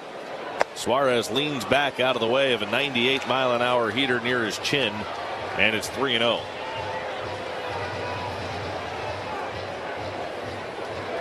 Big, hard-throwing right-hander. McDougal working from the first base side of the slab. Deals, 3-0 pitch, hit him. That came up and in, and he drilled Gino. Obviously not trying to do that. Got him right up near the base of his neck. The hit by pitch on a 3-0 pitch will score Sal Stewart. And Gino will head down to first base. So that makes it back to a 4-run lead. Suarez will head down to first. And that's going to be it for the right-hander McDougal. So tough outing here for the right-hander making his major league debut. He will exit after a bases loaded hit by pitch that followed 3 straight walks. And by the way, the hit by pitch was on ball 4. So I guess the hit by pitch kept him from walking 4 straight. The Reds lead at 9-5 pitching. That's going to end the night. Max Muncy wins it for the Dodgers in the 10th. Going back to the wall. Leaps up. He's got it. What a catch. Ferrera's first Cardinal home run. Welcome to St. Louis. He's doing it all. Gone. Home run for Nando. Oh, Nando. With that, he passes Nate Colbert, all-time Padres list. And hard to left. And Reynolds robs another. He's done it again. Add it to his list. How does he do it? 10 strikeouts for Blake Snell. Oh, great times getting to watch Blake Snell back on the mound, feeling healthy. 6 innings, a little bit of a swagger. And he put that on full display, retiring the first 10 Royals with 7 strikeouts.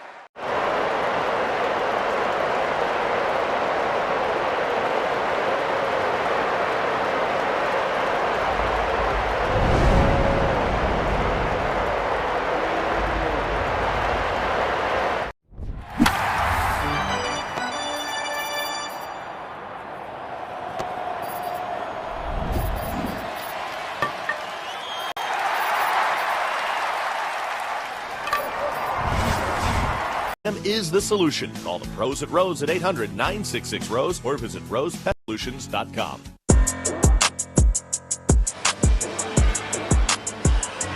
Well, Will Venable makes the pitching change for the White Sox. Bases remain loaded, run in, and it'll be Trevor Richards. He's a veteran. He's on his 6th major league team. 33-year-old changeup specialist comes into the ballgame. Dane Myers, the batter. Bases are loaded. 1 out. Myers 1 for 1, batting for the 4th time, swinging and a miss, and a first pitch fastball from Richards. And the count is 0-1 on Dane Myers. Bases are loaded with only 1 out.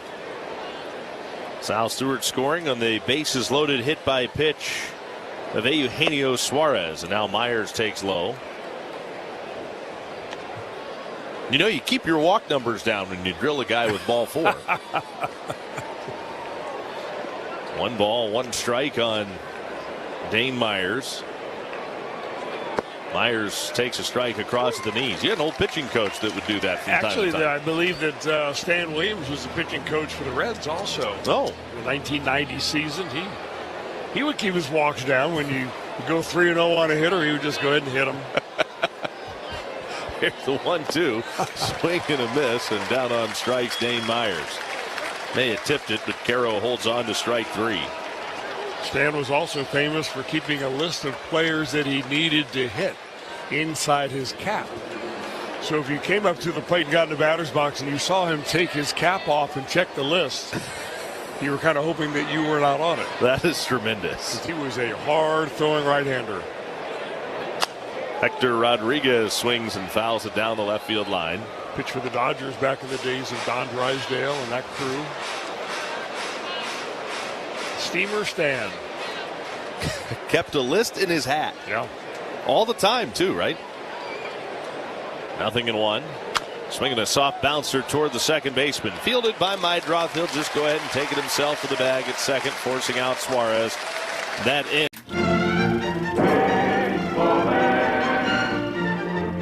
We're in Wrigley Field, Chicago, and this is the Pirate Trio, even though it's more than 3. Okay, guys? 1, 2, 1, 2, 3.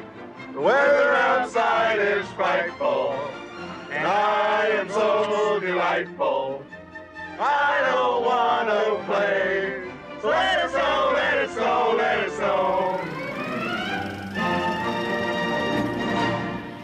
Josh Lowe comes sliding in to make the catch. That is an incredible catch. How low can Josh Lowe go? High drive center field, caught by Ernie Clement. Wow, Ernie Clement soaring through the air, coming in and making the play. How about it? Oh, was sinking and knuckling with a glove just above the grass, kind of reaching behind him almost to his left. right off the end of the bat. Look at Torre, catch it, throw it, double play. He is a wizard out there. Kelly gets the wave, the throw from Straw. He's out. They just keep finding a way.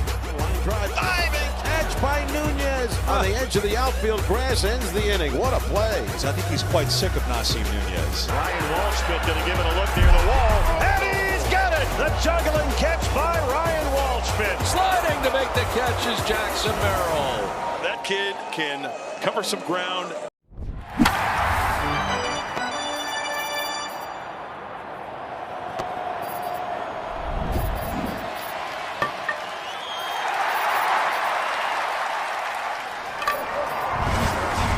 Every Monday at Ralph's American Grill.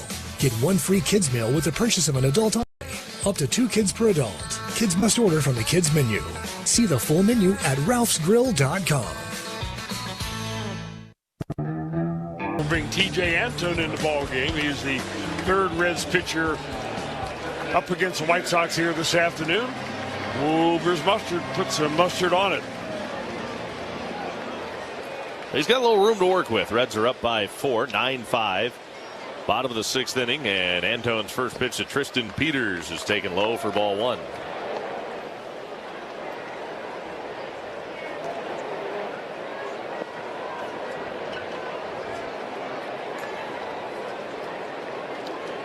Antone sets ready. The right-hander's 1-0. Is down too low. Antone taking over for Brock Burke. Burke faced 3 batters, allowed a hit, struck out 1. The hit produced the White Sox 5th run. All end up being charged to Red starter Andrew Abbott on this afternoon. Backdoor breaking ball is in there for a called strike. We're talking about Stan Williams. And now the 2-1. Backdoor breaking ball in there for a called strike that would hold grudges forever. Batter is challenging the strike call. That'll be challenged, so let's see. It is a backdoor breaking ball that is in fact a strike. Chicago has 1 remaining. So there's another confirmation for home plate umpire Alan Porter. 2-2. You just don't see pitchers hold grudges like that anymore, do you? I think they do, but they just can't act on them like they used to. Stan was not only the Reds pitching coach, he was my pitching coach in AAA in Columbus for the Yankees. 2-2, strike 3 called, frozen. And he told us a story about how he kept that list inside of his cap, and one of the players that was on that list was traded in the offseason to his team, the Dodgers. So they showed up in spring training. He saw a live batting practice to the hitters the first couple of days in camp. He looks inside of his cap and he says, well, there and behold, there's the guy's name right there, and he's in the batter's box. So he proceeds to drill his teammate right in the ribs. Strike call on the outside and corner. He walks in and says, well, now I can cross your name off the list. He told him that. Yeah. He goes, you were on my list. I had to hit you. A true hit list. Oh, man. Off the outside corner, 1 ball, 1 strike on Chase Meidroth. 1-1 the count. They don't make him like Steamer anymore. No, I don't think so. Antone's 1-1 is too far outside. It's a 2-ball, 1 strike count. Meidroth has been on all 3 times he's come up. Back-to-back doubles his first 2 times at the plate. An RBI double in the second, a ground rule double that bounced up and hit off the foul pole. And then he walked his last time up. 2-1. Meidroth swings, sends it into the seats down the right field line. We've been playing in the rain for about the last inning and a half. It is not a heavy rain, it's a light rain. A little breezy today here at Wright Field with the wind blowing in from left. Of course, it's pretty much enclosed all the way around here. They have outfield signage that goes from the end of the seats down the left field line to the end of the seats on the right field line, fouled away. Big advertisement and digital boards, which pretty much completely encloses Wright Field here on the south side of Chicago. 2 balls, 2 strikes on Meidroth. Antone pauses and pitches. Swung on, and that's fouled back.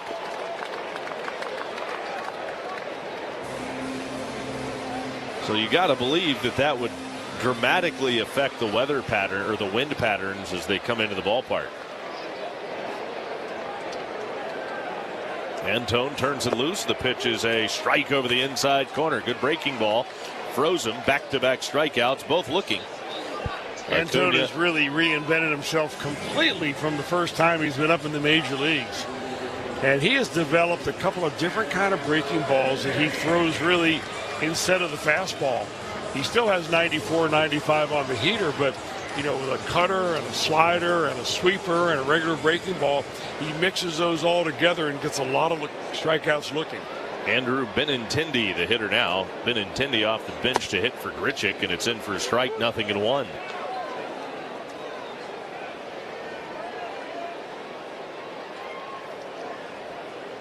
Left-handed hitting Benintendi, up to the right-handed hitting Grichuk. Antone's 0-1. Benintendi takes down and away. And Chris, the thing that amazes me, you hear people talk all the time, players talk about how difficult it can be to have 2 different breaking balls, and Antone has several. Pitch, Grichuk swings and fouls it away, and the reason guys say that it's hard to have variations of a breaking ball is because they all morph into one. You're right, and it's a rare day for most pitchers to be able to throw really good effective curveball and slider on the same day. Normally it's one or the other, whichever feels the best, but Antone relies on all of them.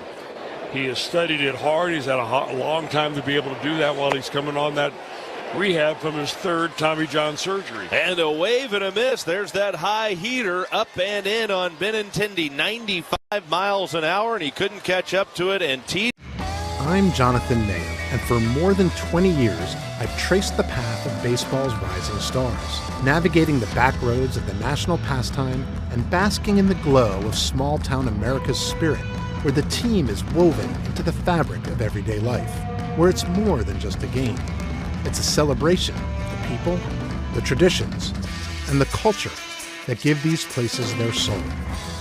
This is Grassroots.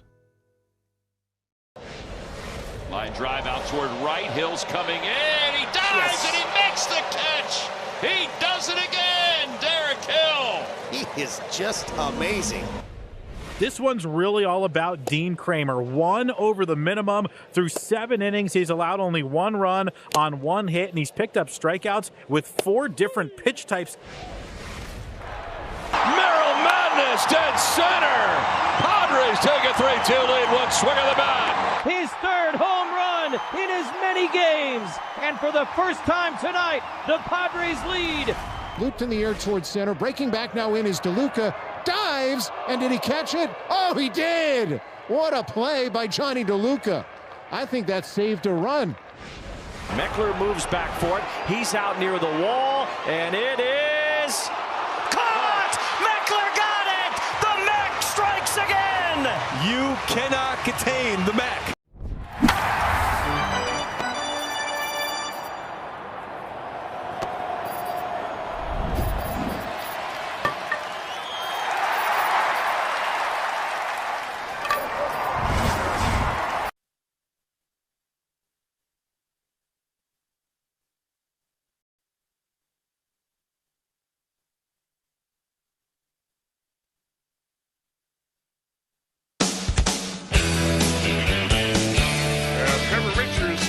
For the White Sox here as we go to the top of the 7th inning. And on the first pitch, Pat McLean will hit a sharp ground ball to the third baseman. It will be promptly thrown out by Colson Montgomery. 1 up, 1 down very quickly here. Richards, the 4th pitcher of the day for Will Venable. I mentioned that he's been with 6 major league teams, actually 7. If you count now the Chicago White Sox, which is his home team right now, and he fires a fastball into Ke'Bryan Hayes. Hayes has hit the ball hard 2 times. He's got a base hit to show for it and a run scored. And he takes a pitch off the corner and it kind of quickly 1 ball, 1 strike. Richards is one of those rare pitchers that did his college work at Drury University. Swung on by Ke'Bryan Hayes, hit well. That'll send his center fielder right to the edge of the warning track. And he will haul it in for the 2nd out of the inning. Richards not drafted out of college. In fact, Drury University is a Division II school. Do you know where that is, Tommy? Yeah, that is in Omaha, isn't it? It's in Springfield, Missouri. Oh, you're right. Drury's in Springfield? It is, I believe. And he fires it right in there to Ellie De La Cruz, who fouls it straight back into the netting. So after Richards went undrafted out of Drury University, he went and pitched for the Gateway Grizzlies in the Frontier League. Swing and a miss and a changeup, and that is his signature pitch. Am I right, or did they No, you're right. the wrong way? Okay. No, you're right. I'm trying to think what school I'm thinking of. No balls and 2 strikes. I think you're thinking of Drake. I am thinking of Drake. And there's a little base hit for Ellie De La Cruz, a little soft line drive over the second baseman's head. It'll drop in to right field for a knock. So Ellie gets his first hit. A couple of strikeouts, a walk, a ground ball, and now a base hit for Ellie with 2 out in the top of the 7th inning. But Drake, by the way, is in Des Moines. Yeah. I've got a few schools mixed up, I'd say. Swing and a miss and a mighty cut right there for Sal Stewart. Sal was at the center of it back in the 3rd inning when he was Low bridged a couple of times. The second pitch hit the bill of his cap, knocked his helmet off. Swing and a miss again, and Richards coming right after him, 0-2. Sal has been up 4 times. He has been on base 4 times. He's got 2 hits, a hit by pitch, a base on ball, and he has scored 4 times.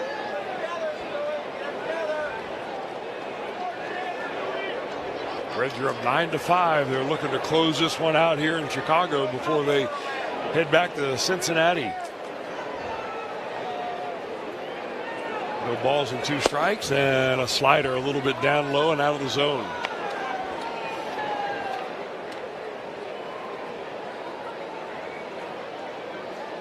Well, they promised a long, hard rainstorm at the very beginning of the day, but all we've seen is a little bit of drizzle so far. Pitch off the outside corner now. Carroll wants a review, and here it is. He's already walking off the field. And it is strike 3, so a pretty good pitch right on the edge by Trevor Richards. He pitches out. Josh Lowe comes sliding in to make the catch. That is an incredible catch. How low can Josh Lowe go? Line drive, center field, caught! But Ernie Clement! Wow! Ernie Clement soaring through the air. Coming in and making the play. How about it? Snell was sinking and knuckling with a glove just above the grass, kind of reaching behind him almost to his left. Right off the end of the bat. Look at Turner. Catch it. Throw it. Double play. He is a wizard out there. Kelly gets the wave. The throw from Straw. He's out. They just keep finding a way. Diving catch by Nunez on the edge of the outfield grass ends the inning. What a play. I think he's quite sick of not seeing Nunez. Ryan Walshpit going to give it a look near the wall. And he's got it. The juggling catch by Ryan Walshpit. Sliding to make the catch is Jackson Merrill. That kid can cover some ground.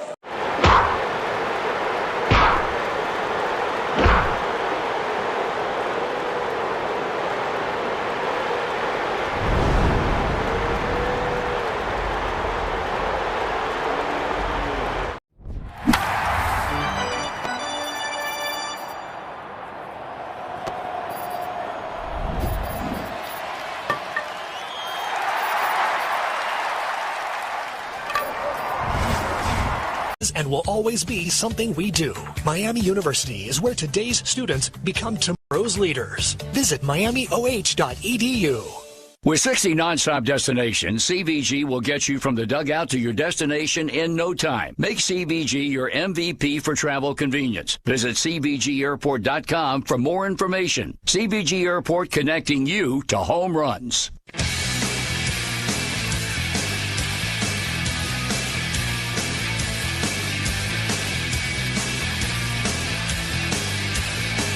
Wolvers Mustard called the bullpen. Luis May out of the pen. Hard-throwing right-hander comes in. Wolvers Mustard puts some mustard on it. And May can do just that. He throws his first fastball right in there to Miguel Vargas. And it is 0-1. Vargas, a right-hander. And he swings on, hits that ball very well. But Dane Myers is right there at the edge of the track in left center field, and he puts it away out number 1.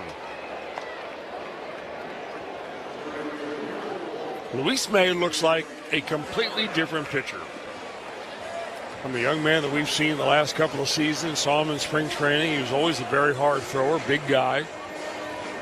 Up around 99 to 100 miles an hour, but did not have the zip code. And they went back down to AAA, and they told him that you are going to learn how to command your fastball. And there were games that he pitched down there that he was not allowed to throw anything but a fastball. And there's a fastball that misses just a little bit on the inside corner to Braden Montgomery. Well, he learned the lesson. And he's backed off his effort a little bit. Still plenty enough to get hitters out, and he's on the edges. That misses low, and it's 2-0.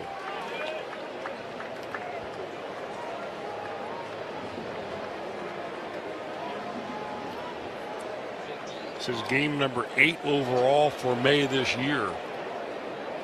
And he fires a fastball right by Montgomery, swing and a miss.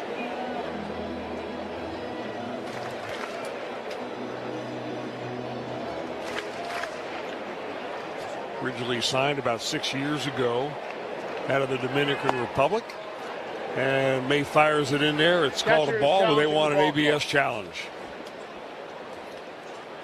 Tyler Stevenson wasted no time on that, and it is a strike at the top of the zone. Has one remaining. So the count now 2 balls and 2 strikes, 1 down. Reds up 9-5 over the White Sox. Here we are on the bottom of the 7th inning. May waiting now for Montgomery to get back in the box. Pitching out of the stretch. And here he comes. And it's a strike right on the inside corner now. Montgomery wants an ABS challenge. Challenging the strike call. It'll be strike 3 if it's a strike. And it is a strike. I mean, right on the edge. 0 challenges remaining. You can't get much closer than that. It is confirmed the strikeout, and they're 2 down the inning.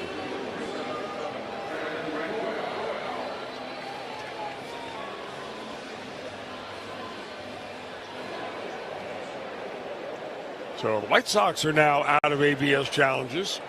That'll make Alan Porter happy. And a breaking ball on the corner. That's a strike. Where the ABS crew has been probably busier here today than I remember just about any game so far this year. No balls and a strike to Brenton Doyle. Swing and a miss on a nice breaking ball. Had him way out in front. 0-1, 0-2.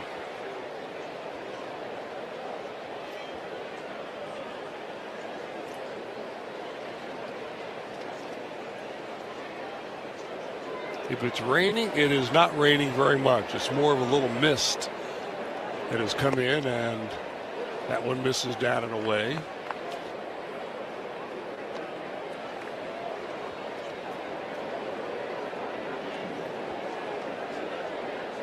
A lot of the fans have stayed down in the lower bowl. A lot of them are wearing their ponchos, a couple of umbrellas sprinkled around. The 1-2 is a breaking ball, goes all the way to the backstop.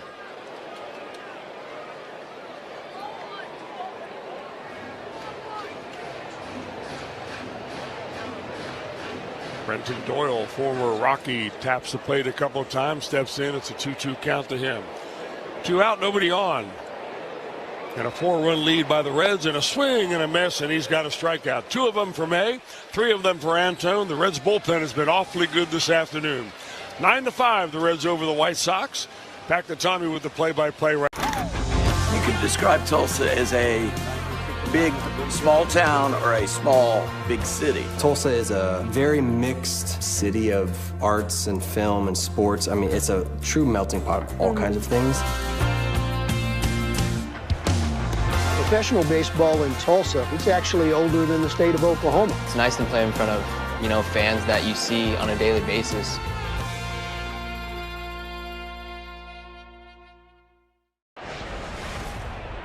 First Major League home run for Angel Hinao. First week in the big leagues, first Major League home run for the 22-year-old Dominican. Gauge jump, a quality start. 6 innings, 6 hits, 2 runs, both of them earned with 2 walks, and a career high 11 strikeouts. Over is George Kirby on the run along with Cal. Cal slides and he makes the catch. You talk about grit and hustle. What a great play by both those guys. Jack Caglione with a 4-hit game and home run number 2. It's a barrel party hosted by Jack Caglione tonight, and he has done everything you can possibly do as a hitter. Sandy Alcantara has gotten more outs than anyone who has ever put on a Marlins uniform. It took 108 pitches, and Sandy Alcantara, on the day that he makes history, is through 7 scoreless innings. Well, we certainly served it up over the plate. This is a burger fit for a home run king, the 99 burger in honor of Aaron Judge. They sell a bazillion of these at Yankee Stadium. It looks pretty good. I feel like we passed the test. What about you? I think so.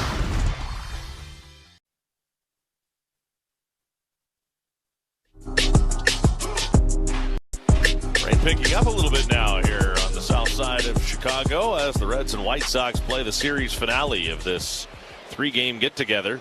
It's the rubber match, and first ball swinging. J.J. Bleday sends one out to right, but Braden Montgomery is there to make the catch. A little bit of a different defensive arrangement for the White Sox. They have the new left fielder Tristan Peters. Chase Mydroth is now at shortstop. Sam Antonacci has moved from left field to second base. It's a little different look. 9-5. Reds have the lead in the 8th inning. Tyler Stevenson comes to the plate. Stevenson batting with one man out. Right-hander throws, and Stevenson takes a look at strike one.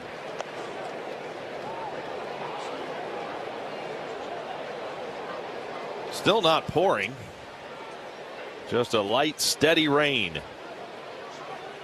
Pitch to Stevenson is a strike on the outside corner. Let's revisit our Reds Hall of Fame and Museum trivia question of the game. The question was, two pitchers who were credited with victories in World Series games won by the Reds also pitched for the White Sox during their careers. Reds Hall of Famer Clay Carroll is one. The pitch up and away.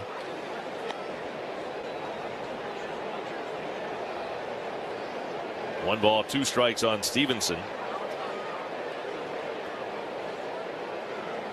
The 1-2. Too high, 2-2. Carroll, who was the Reds' winning pitcher in both Game 4 of the 1970 World Series and Game 7 of the 75 series, is one. Who's the other? Paul Derringer, Rob Dibble, Pat Zachary. The 2-2. Down too low, and the count fills up 3-2. You said Pat Zachary. I said Rob Dibble. And I'm staying with Pat Zachary. Do you have information that makes you confident? I do not. No, okay. All right, just checking. Just kind of a hunch. Here's the 3-2. Stevenson skies it foul right side. Well, back into the seats. Let's look. It was Rob Dibble. Rob Dibble, who was the winning pitcher in the Reds' 5-4 10-inning win over the A's in Game 2 of the 1990 World Series. He appeared in only 16 games for the Sox during the 95 season. 3-2 pitch, and it's lifted to right at Montgomery. He's waiting on it, looking up into the rain. He'll make the catch, and 2 men are gone in the 8th inning. Sky actually looks like it's getting a little lighter as we move along now. 2 gone in the 8th inning for Eugenio Suarez. Suarez was drilled with the bases loaded his last time up. Hit a 2-run home run back in the first. Suarez with 3 RBIs today. Swings and bounces it foul. Actually 4 RBIs because he had a sac fly back in the third. Officially 1 for 2 today.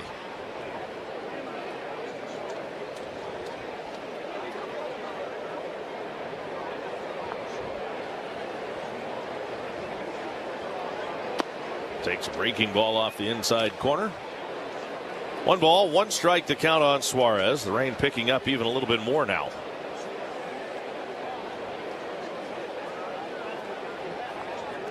The right-hander readies. Here he comes. And Gino skies one toward right center. On the run is Doyle. He nears the track as he makes the catch to end the Reds' 8th. Do you guys make your own brisket here? Yes, we do. We are known by our brisket. Barbecue brisket sandwich. Quality is better than other places, and it looks good. We're ready to eat. We go to an average 500 briskets per game. We hear a lot from our fans. They want to try something with wrap, easy to eat. So we say, well, let's do it like a brisket wrap and an egg roll. That's beautiful. You get the gold medal for culinary brisketry here in Texas. Yes.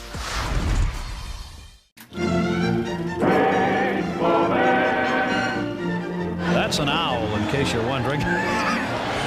That's one of the few fans that looks at Canseco and says, who? What are they going to do? Expecting to pick up a baseball? Oh, poor baby. You know, I did read it a year ago. Yes. Canseco absolutely loves animals. Durwood Merrill. Get away, Durwood. Leave a little opening at the top, guys. All your favorite games from MLB Play are back, bigger, bolder, and better than ever. Test your skills with daily puzzles like MLB Pickle, the Ultimate Mystery Player Challenge, and Immaculate Grid, where stats and strategy collide. Then in Spinball, build your roster, take on your friends, and compete for the weekly prize. Or be the first to beat the streak and hit your way to the $5.6 million jackpot. Plus, the all-new Daily Walk-Off. Lock in your players by category for the walk-off win. The game's official home for games is MLB Play. Only on the MLB app and MLB.com.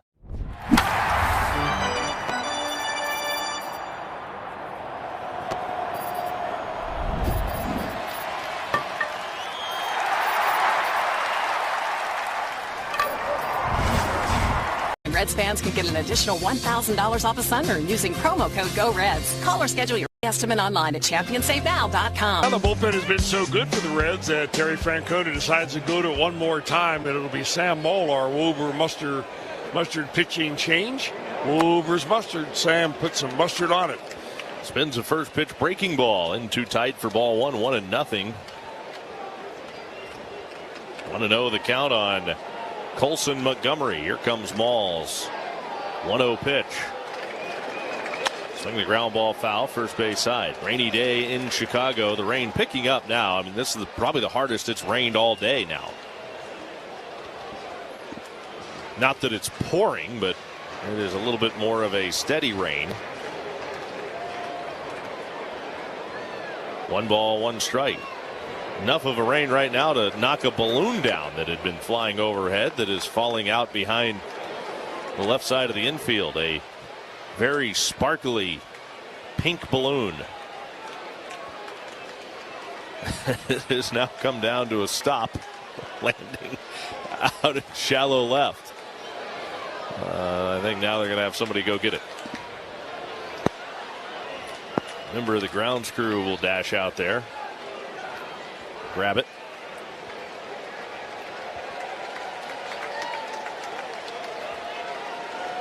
Last night, Chris, it was the 7th inning, and way out beyond right field there were hundreds of balloons that had been released. The pitch, swinging a line drive, caught at first by Sal Stewart, and he will make the catch.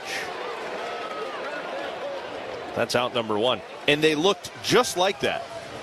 They were shiny stars that were blue and pink, like maybe a gender reveal or maybe a party. I wonder if that's one of the balloons that has made its way back down here. Finally made from its last way. night. The pitch. Breaking ball in there for a called strike. Count is 0-1. I mean, what would the odds be? Those balloons were so high in the sky, they just looked like little tiny dots. Had to get the binoculars out to see them. 0-1 on Caro. Here comes Maul's pitch in the dirt inside, and the count is even. 1 ball and 1 strike. But in my head, that's one of those balloons that I watched fly overhead last night.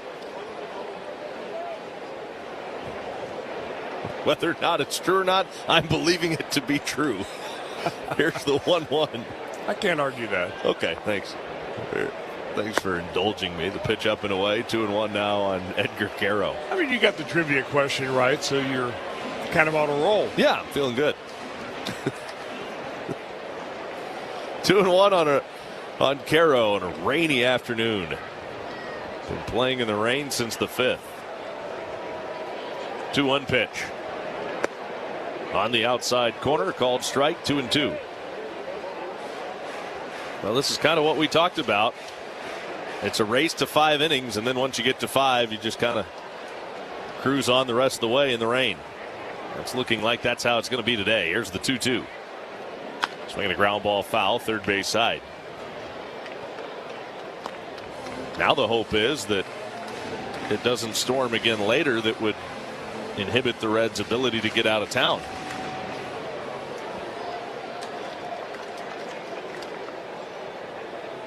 Ball, the pause of the belt. Here comes his 2-2 pitch.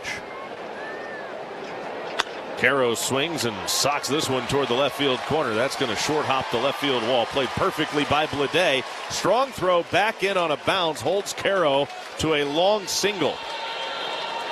J.J. Bleday couldn't have played that ball any better. Caro hit it hard. It wasn't as though he was dogging it. There was no chance of it to get out of the ballpark. It certainly looked like a double off the bat, but it one hops the left field wall and he has to settle for a single. I think being down by 4 runs, also he got the message that we're not going to make any outs on the base paths. That's probably a good point. Here not in the bottom of the 8th inning. Sam Antonacci breaking ball down and away for ball 1.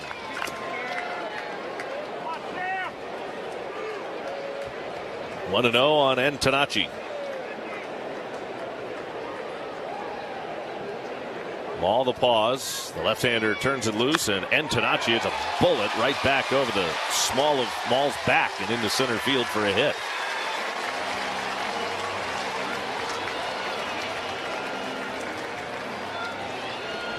You know, the more that I watch Sam Antonacci play, the more I like him. And he's a guy that doesn't have, a bunch of tools. He doesn't hit the ball out of the ballpark. He doesn't have a great arm, but he plays all around a lot of different positions. He gets on base. And, boy, he hung back on that Sam Maul breaking ball and took it right back through the box. Runners at first and second base with 1 out. And the batter is the left-handed hitting Tristan Peters. And Peters takes too low for ball 1. Peters batting for the first time.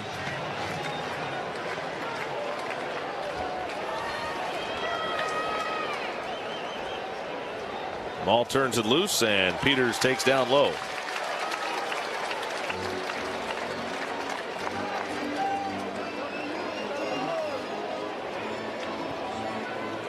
Looks like Pierce Johnson up in the Reds bullpen right now getting loose. They've got a right-hander in Meidroth coming up next. 2 on, 1 out. Here's Maul. Way inside, and it almost hit him. I really think that Maul's having a hard time with his footing out there. After every pitch, he goes back to that little cleat cleaner that they've got stapled into the mound, the back of the mound, to try to get the dirt out of there. It's an uncomfortable feeling for a pitcher. Maul's 3-0. And he locates this at the knees. Strike, and it's 3-1. Well, it's been raining for a while now, so you got to believe that the mound is probably getting a little gummy. It's just so sticky. You get a little bit on there, and it just cakes up more and more. 3-1. Swing and a foul up the first base line. Full count, 3 balls, 2 strikes. 2 on, 1 out. Reds are up 9-5 in the bottom of the 8th inning. This is a ball game that Terry Francona does not want to let get away.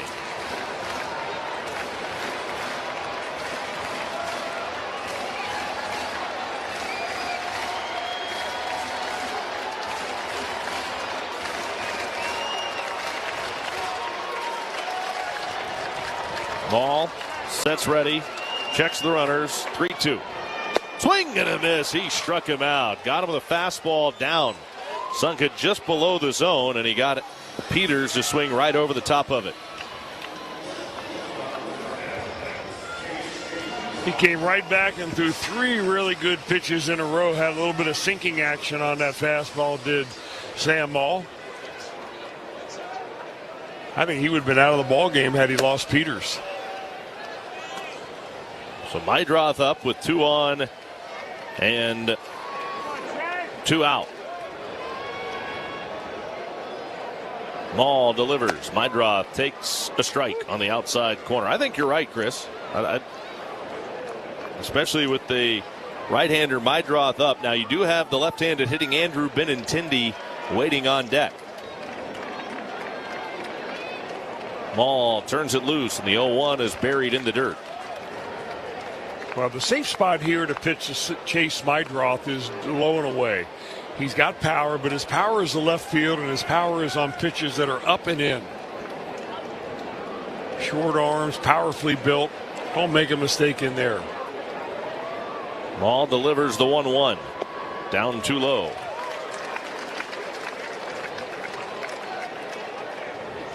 Now you wonder if Maul, who seems to be being very careful here with Meidroth, who's had a good day already, 2 doubles and a strikeout. He's also walked. He scored twice. If he's being careful with Meidroth because you have the left-handed hitting Benintendi on deck, but he would represent the tying run. 2-1. Way up and away. 3-1. I think he's just having a hard time with his footing, and that's why he's been so inconsistent. So the question becomes, you have the right-hander up in the bullpen. You have a left-hander on deck. Do you leave the left-handed throwing Sam Maul in to face Benintendi if he can't get Meidroth? 3-1 pitch on the way. Ball 4. He walked him. Up and away. And they're loaded. And now the tying run at the plate.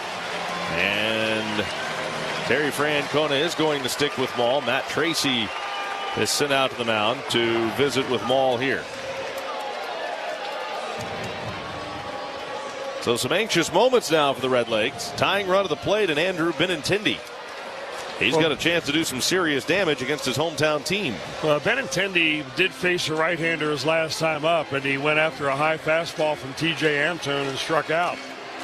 That was the 6th inning when Antone struck out the side. Tracy's visit to Sam Maul brief.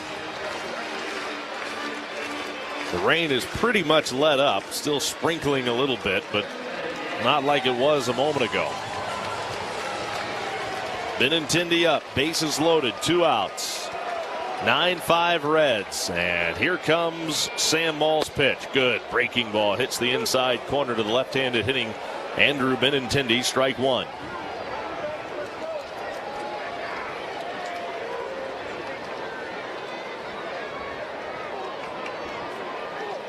Maul the pause, the pitch. Breaking ball just off the outside corner.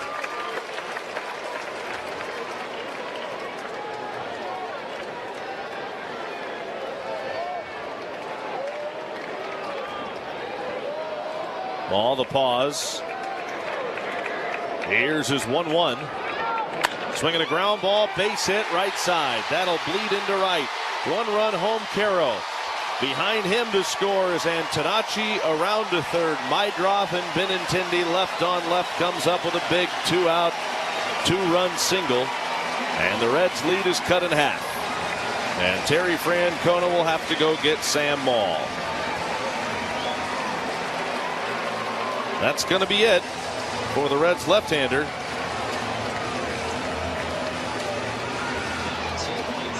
And the White Sox are right back in this one.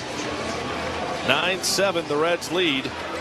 Pitching change in the 8th. It's a Reds Wober's Mustard pitching change, and we'll tell you all about the new hurler when we come back. We're talking about power. We're talking about bling. This is the stuff that puts people in the seats. Ruth's adoring fans pitched in to gift a crown fit for the home run king. How come the fans didn't, put something together for me? They gave you a nice round of applause. It's like, good job, Carlos. That man is 42 years old. I'm only 22. Until that man stay on that mound, nobody gonna take me out of this game. Okay, let me see what I can do about it. Right now, I feel like I can go over there and go placata right now on the field just because I held this bat, Willie Mays. I'm not giving it back to you. You need it back? To get back? Okay, you can continue talking. And you're just going to hold on to it? Yeah. Hammer and Hank became baseball's all-time home run king. Hank Aaron flipped the bat, pointed to the outside, and said, placata. Every single Triple Crown winner has been inducted into the Baseball Hall of Fame. So it looks pretty good for Miggy. Just saying. Go to baseballhall.org to plan your visit to the National Baseball Hall of Fame and Museum in Cooperstown, New York, and catch every episode of Hall of Fame Connections on MLB.tv. Puedes ser el dueño de grandes momentos del béisbol. MLB Auction te permite participar en la subasta de bates, bolas y jerseys autografiados, con artículos de tus equipos de grandes ligas favoritos, leyendas y jugadores. Visita auctions.mlb.com.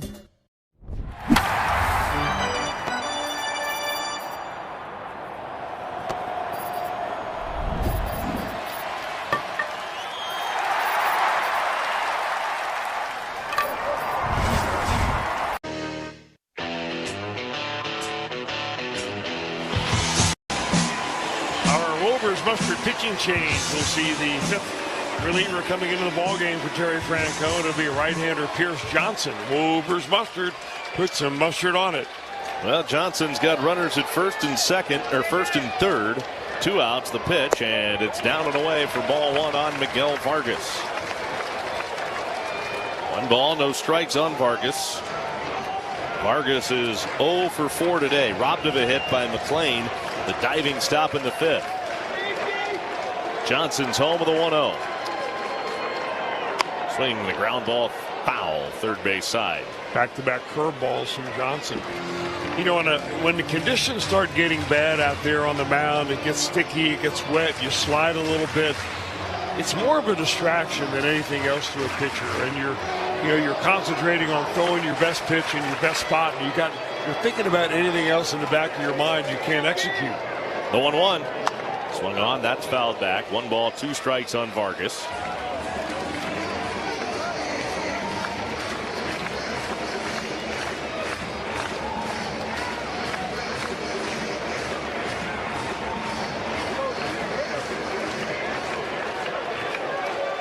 Johnson sets from the belt. His 1-2 pitch on the way to Vargas. Up and away, and the count is even 2-2. White Sox have rallied to score 2 here in the 8th. 2 more 2-out runs for Chicago. 6 of their 7 runs that they've scored have come with 2 outs. Johnson's 2-2. Swung on, lifted foul, right side, well back into the seats. Just beyond the Reds' first base dugout. 2-2 on Vargas.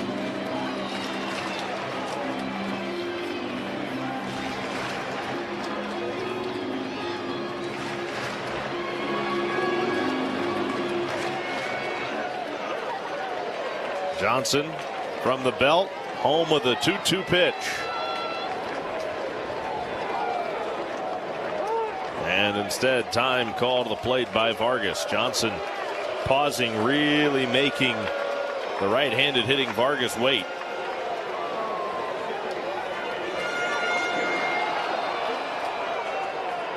Vargas back into the box.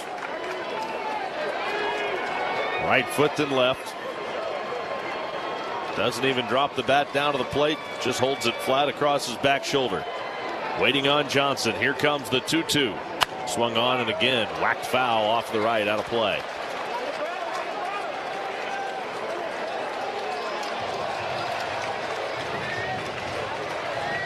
Hydroth at third. Benintendi at first. 2 in for the White Sox in the 8th. Benintendi representing the tying run over at first base, with the Reds leading 9-7 here in the home half of the 8th inning. Johnson turns it loose, swung on, and that's fouled straight back. Still 2 balls and 2 strikes. Boy, Vargas, he's angry with himself right now. I mean, he nearly threw the bat down in disgust, got a pitch right down the middle and missed it, fouled it straight back. Not likely to get another one that good in this at bat. The wind picking up a little bit again. Again, Johnson readies from the first base side of the slab is 2-2 again. Tried to tease the outside corner with a curveball, but missed away, and it's a full count, 3-2. Pretty good take right there. Started that on the outside edge. It broke away. Count is full, 3-2. Johnson brings home the payoff pitch. Runner goes from first. Swing and a miss. He struck him out. Got him to swing right through a curveball. And down on strikes, Miguel Vargas. The Sox get 2 but leave 2. And the Reds lead is down to. I'm going to go check out Food Truck Row.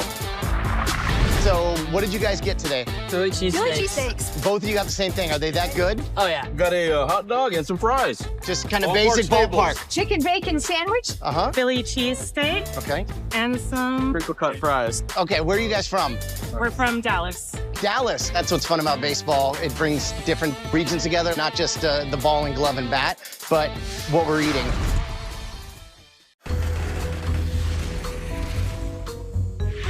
Breaking ball lined into the gap in right center and in for a hit. And that was a botch of what should have been a single. It sure was. Went right off the heel of Teoscar Hernandez's glove when he boxed it. I mean, Torkelson threw a baby overhand. He couldn't catch it. How about that? First ball to the rookie making his major league debut. He loses it in the sun.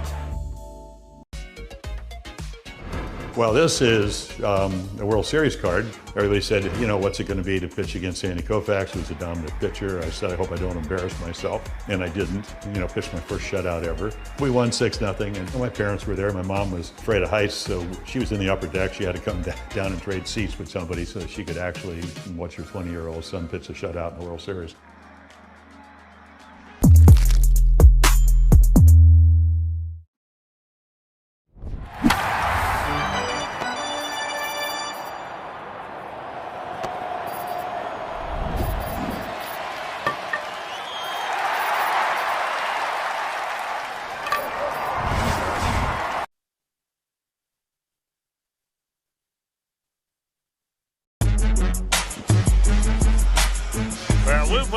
Goes to the bullpen one more time, and he brings in a hard-throwing former Houston native.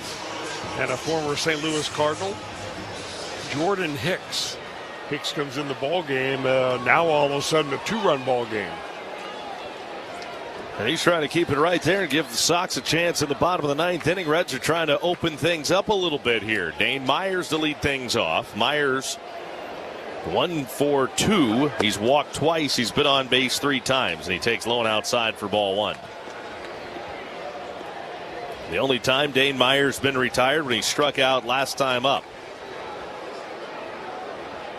Hicks comes set. Now he throws the 1-0, and Myers lifts it in the air right. Braden Montgomery chasing it toward the line. It's slicing away from him, but he will make the catch right as he reaches the right field line, still in fair territory. And that's the first out of the 9th. I think he was a little surprised how much that ball was slicing, also pushed by the wind into foul territory. That's exactly right. 1 out, and now Hector Rodriguez. Hicks comes set. He throws. And Rodriguez takes down low for ball 1. You may remember when Hicks came onto the scene as a St. Louis Cardinal. I mean, exploded onto the scene. He was throwing a ball 104, 105 miles an hour. Swung on, foul. Here it comes. Just underneath us. That's not the kind you wanted. No. No, you're right about that. That's what they call a linea. Want no part of that. Now the 1-1. Swinging, there's a bouncing ball to the right side. Diving stop by Antonacci. Rolls over and throws in time. I don't know how Antonacci got rid of that ball. He made a diving stop and was sliding on his belly in the wet grass, but tried to roll over and threw from a knee, falling back toward the outfield, but got rid of it in time and got enough on it to get Rodriguez. Second time in 2 games that Antonacci robs Rodriguez of a base hit. Same play yesterday. 2 outs, and now McClain. Hicks fires, and McClain takes a look at a strike, and the count is 0-1 on Matt McClain. Matty Mack looking for his first hit today, 0 for 4. A couple of strikeouts, a fly out to left, a ground ball to third. Hicks to McClain. Swinging and a miss. Nasty breaking ball, and he's got McClain down 0-2.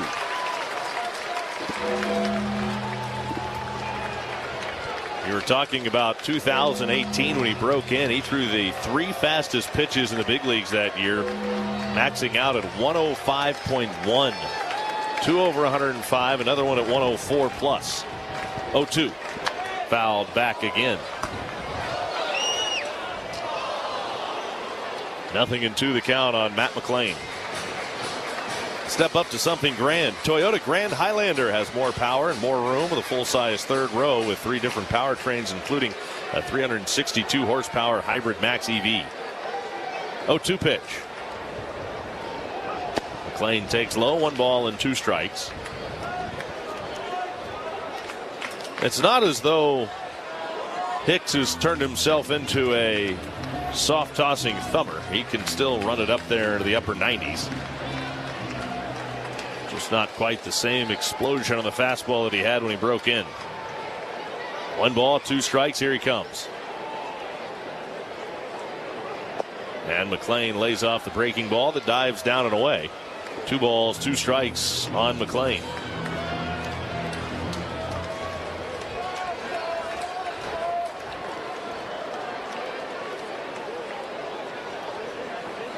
Right-hander Hicks looks in. Has the sign, readies, and now here's the 2-2. Swing it again. McClain spoils 1 foul at home plate. He is battling pretty good right now. Trying to stay alive.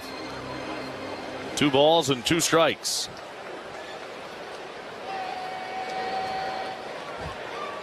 Hicks, the pause, the belt.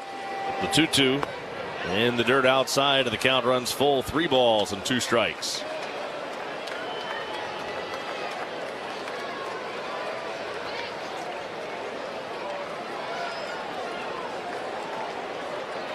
McClain's worked it all the way full from an 0-2 count. Payoff pitch. Swinging a ground ball right to the shortstop. To a knee, it's Mydroth. He throws in time to get McLean. Side retired. The Reds are out in order in the ninth.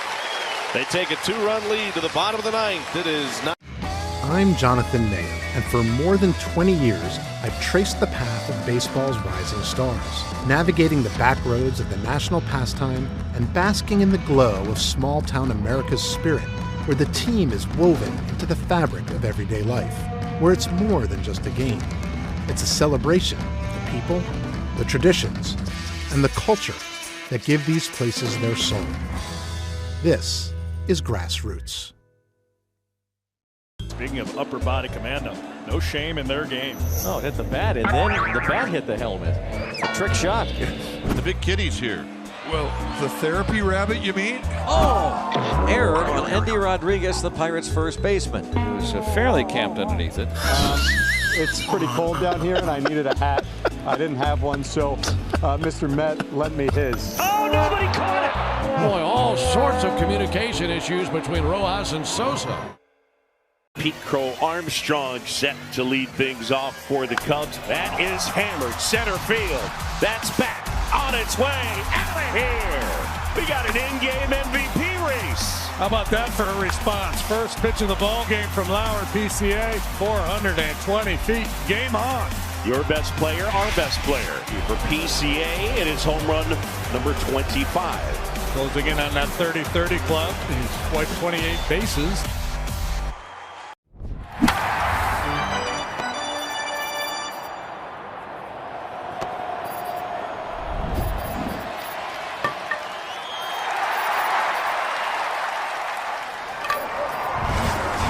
Museums, theme parks, and so much more. Over 50 attractions, one low price, huge savings. Use Reds26 at GetOut.com for the lowest price. Well,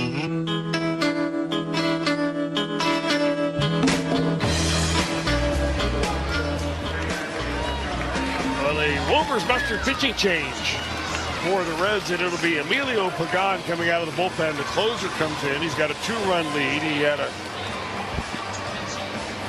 Julian Garcia, actually. Oh, it is? I thought it was Pagan out there. No. Thank you for correcting me on that. Yeah. And Garcia comes in, the right-hander. Wolver's Mustard puts some mustard on it. Actually looking for just his second major league save. The pitch is up and away for ball one to Braden Montgomery, leading off the White Sox ninth inning. Pitch down and in for a ball. TJ Friedel is taken over now in left. JJ Bleday moves from left field to right field.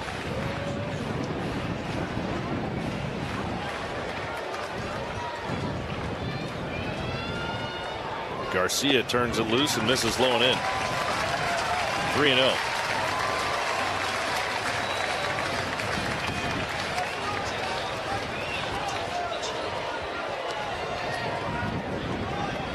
Murakami's on deck. Garcia throws up and away, ball 4. A 4-pitch walk begins the White Sox ninth inning. That is not something we see a lot of from Garcia, and Tyler Stevenson's going to go out to the mound and try to settle him down a little bit as this place erupts for Murakami coming off the bench now to hit for Brenton Doyle. Munetaka Murakami, one of the Sox leading home run hitters.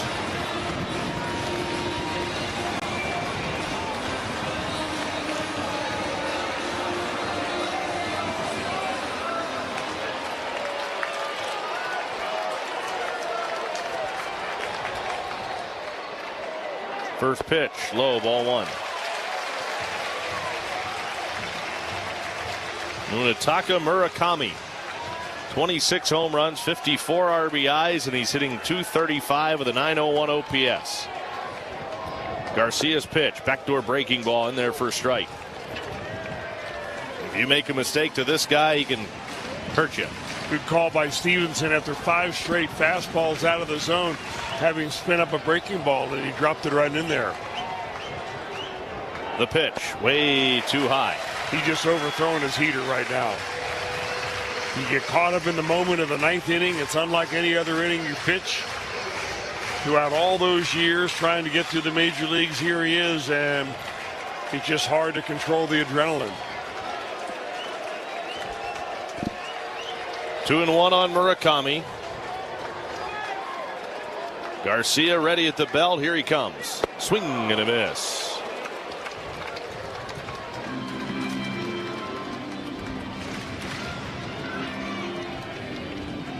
Murakami 1 for 2 as a pinch hitter. 2-2. Swing and a miss. He struck him out. Got him with a good breaking ball. Murakami right over the top of it. 1 gone here in the 9th. Really good call by Stevenson right there, kind of guiding Julian Garcia right along, not able to land his fastball. Every strike that he got in that at-bat was a breaking ball. Make sure you stay tuned. We'll have the Toyota Tundra star of the game once we're done. Reds trying to hold on. Runner at first. 1 out. First pitch on the way. Cut and a miss by Colson Montgomery. Strike 1. It's copyrighted broadcast presented by authority of the Cincinnati Reds and may not be reproduced or retransmitted in any form. The accounts and descriptions of this game may not be disseminated without the express written consent of the Reds. This copyright reminder is provided by Dinsmore. 0-1. Check swing. Did he go? They ask at third. Yes, says Jim Wolf. 0-2. Dinsmore is the official legal counsel of the Reds. 0-2 on Montgomery. And Montgomery's still been out of shape about it. Yeah, he's going to see the replay and see that the umpire got it right. 0-2 on Montgomery.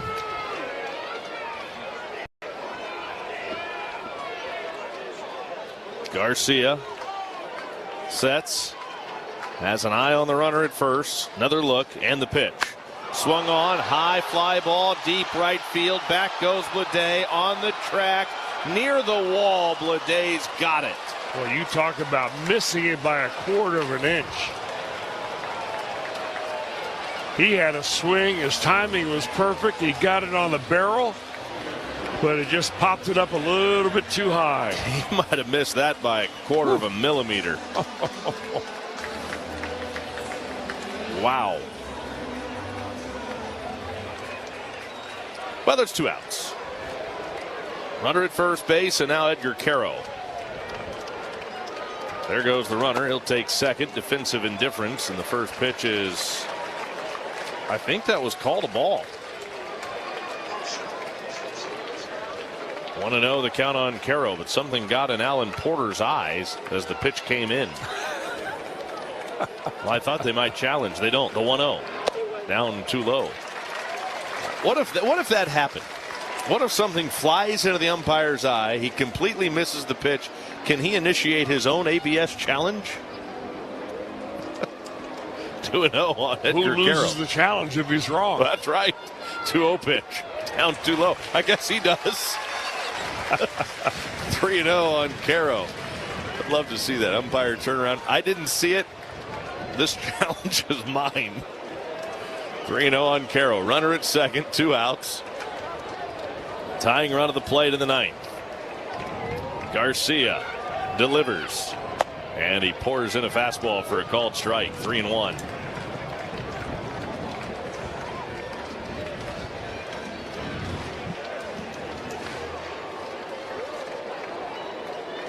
Garcia is 3-1. Found the outside corner. 3-2. Good fastball there. Yeah, finding the rhythm with the heater really helps him out, especially against the lefty. He's not afraid to throw the breaking ball on any count. 3 balls, 2 strikes, runner at second, 2 outs, payoff pitch. Swinging a line drive, 1 hopper past Stewart at first and into right field. Here comes the runner Montgomery charging around third. He'll score. The White Sox are within 1.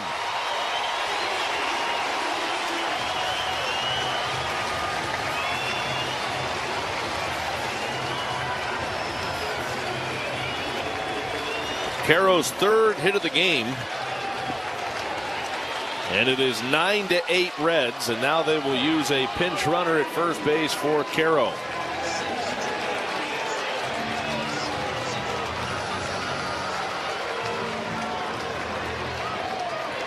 Tying run aboard.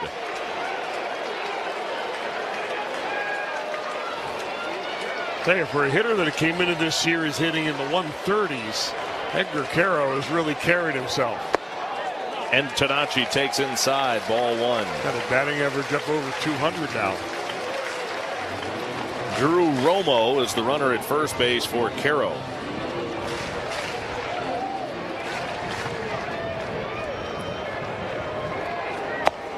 Strike across at the letters, or belt high. 1-1 on Antonacci.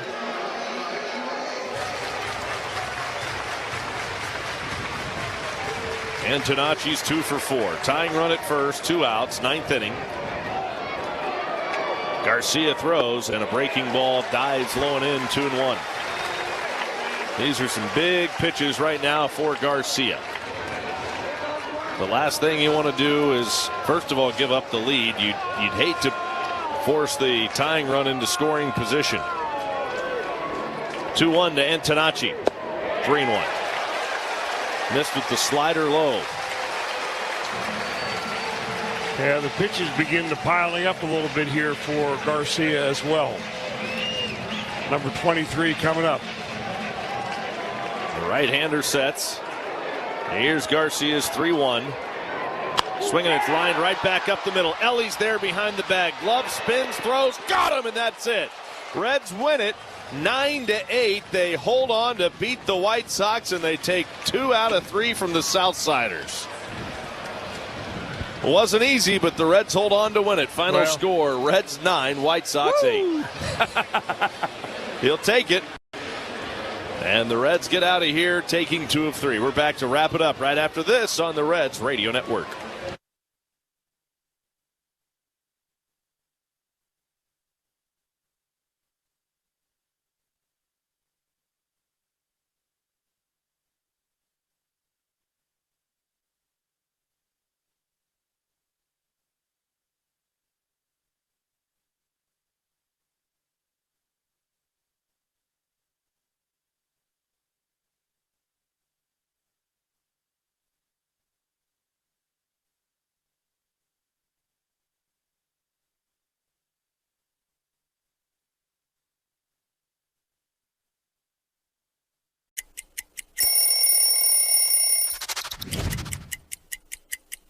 I went to college at Northeastern University, and all my friends were Red Sox fans. And while in my 3 years there, I really grew to appreciate Red Sox Nation and everything that they bring to the table. And once I got my head wrapped around the trade, I was really, really excited. I think they have one of the most iconic logos, these 2 Sox right here on the sleeve.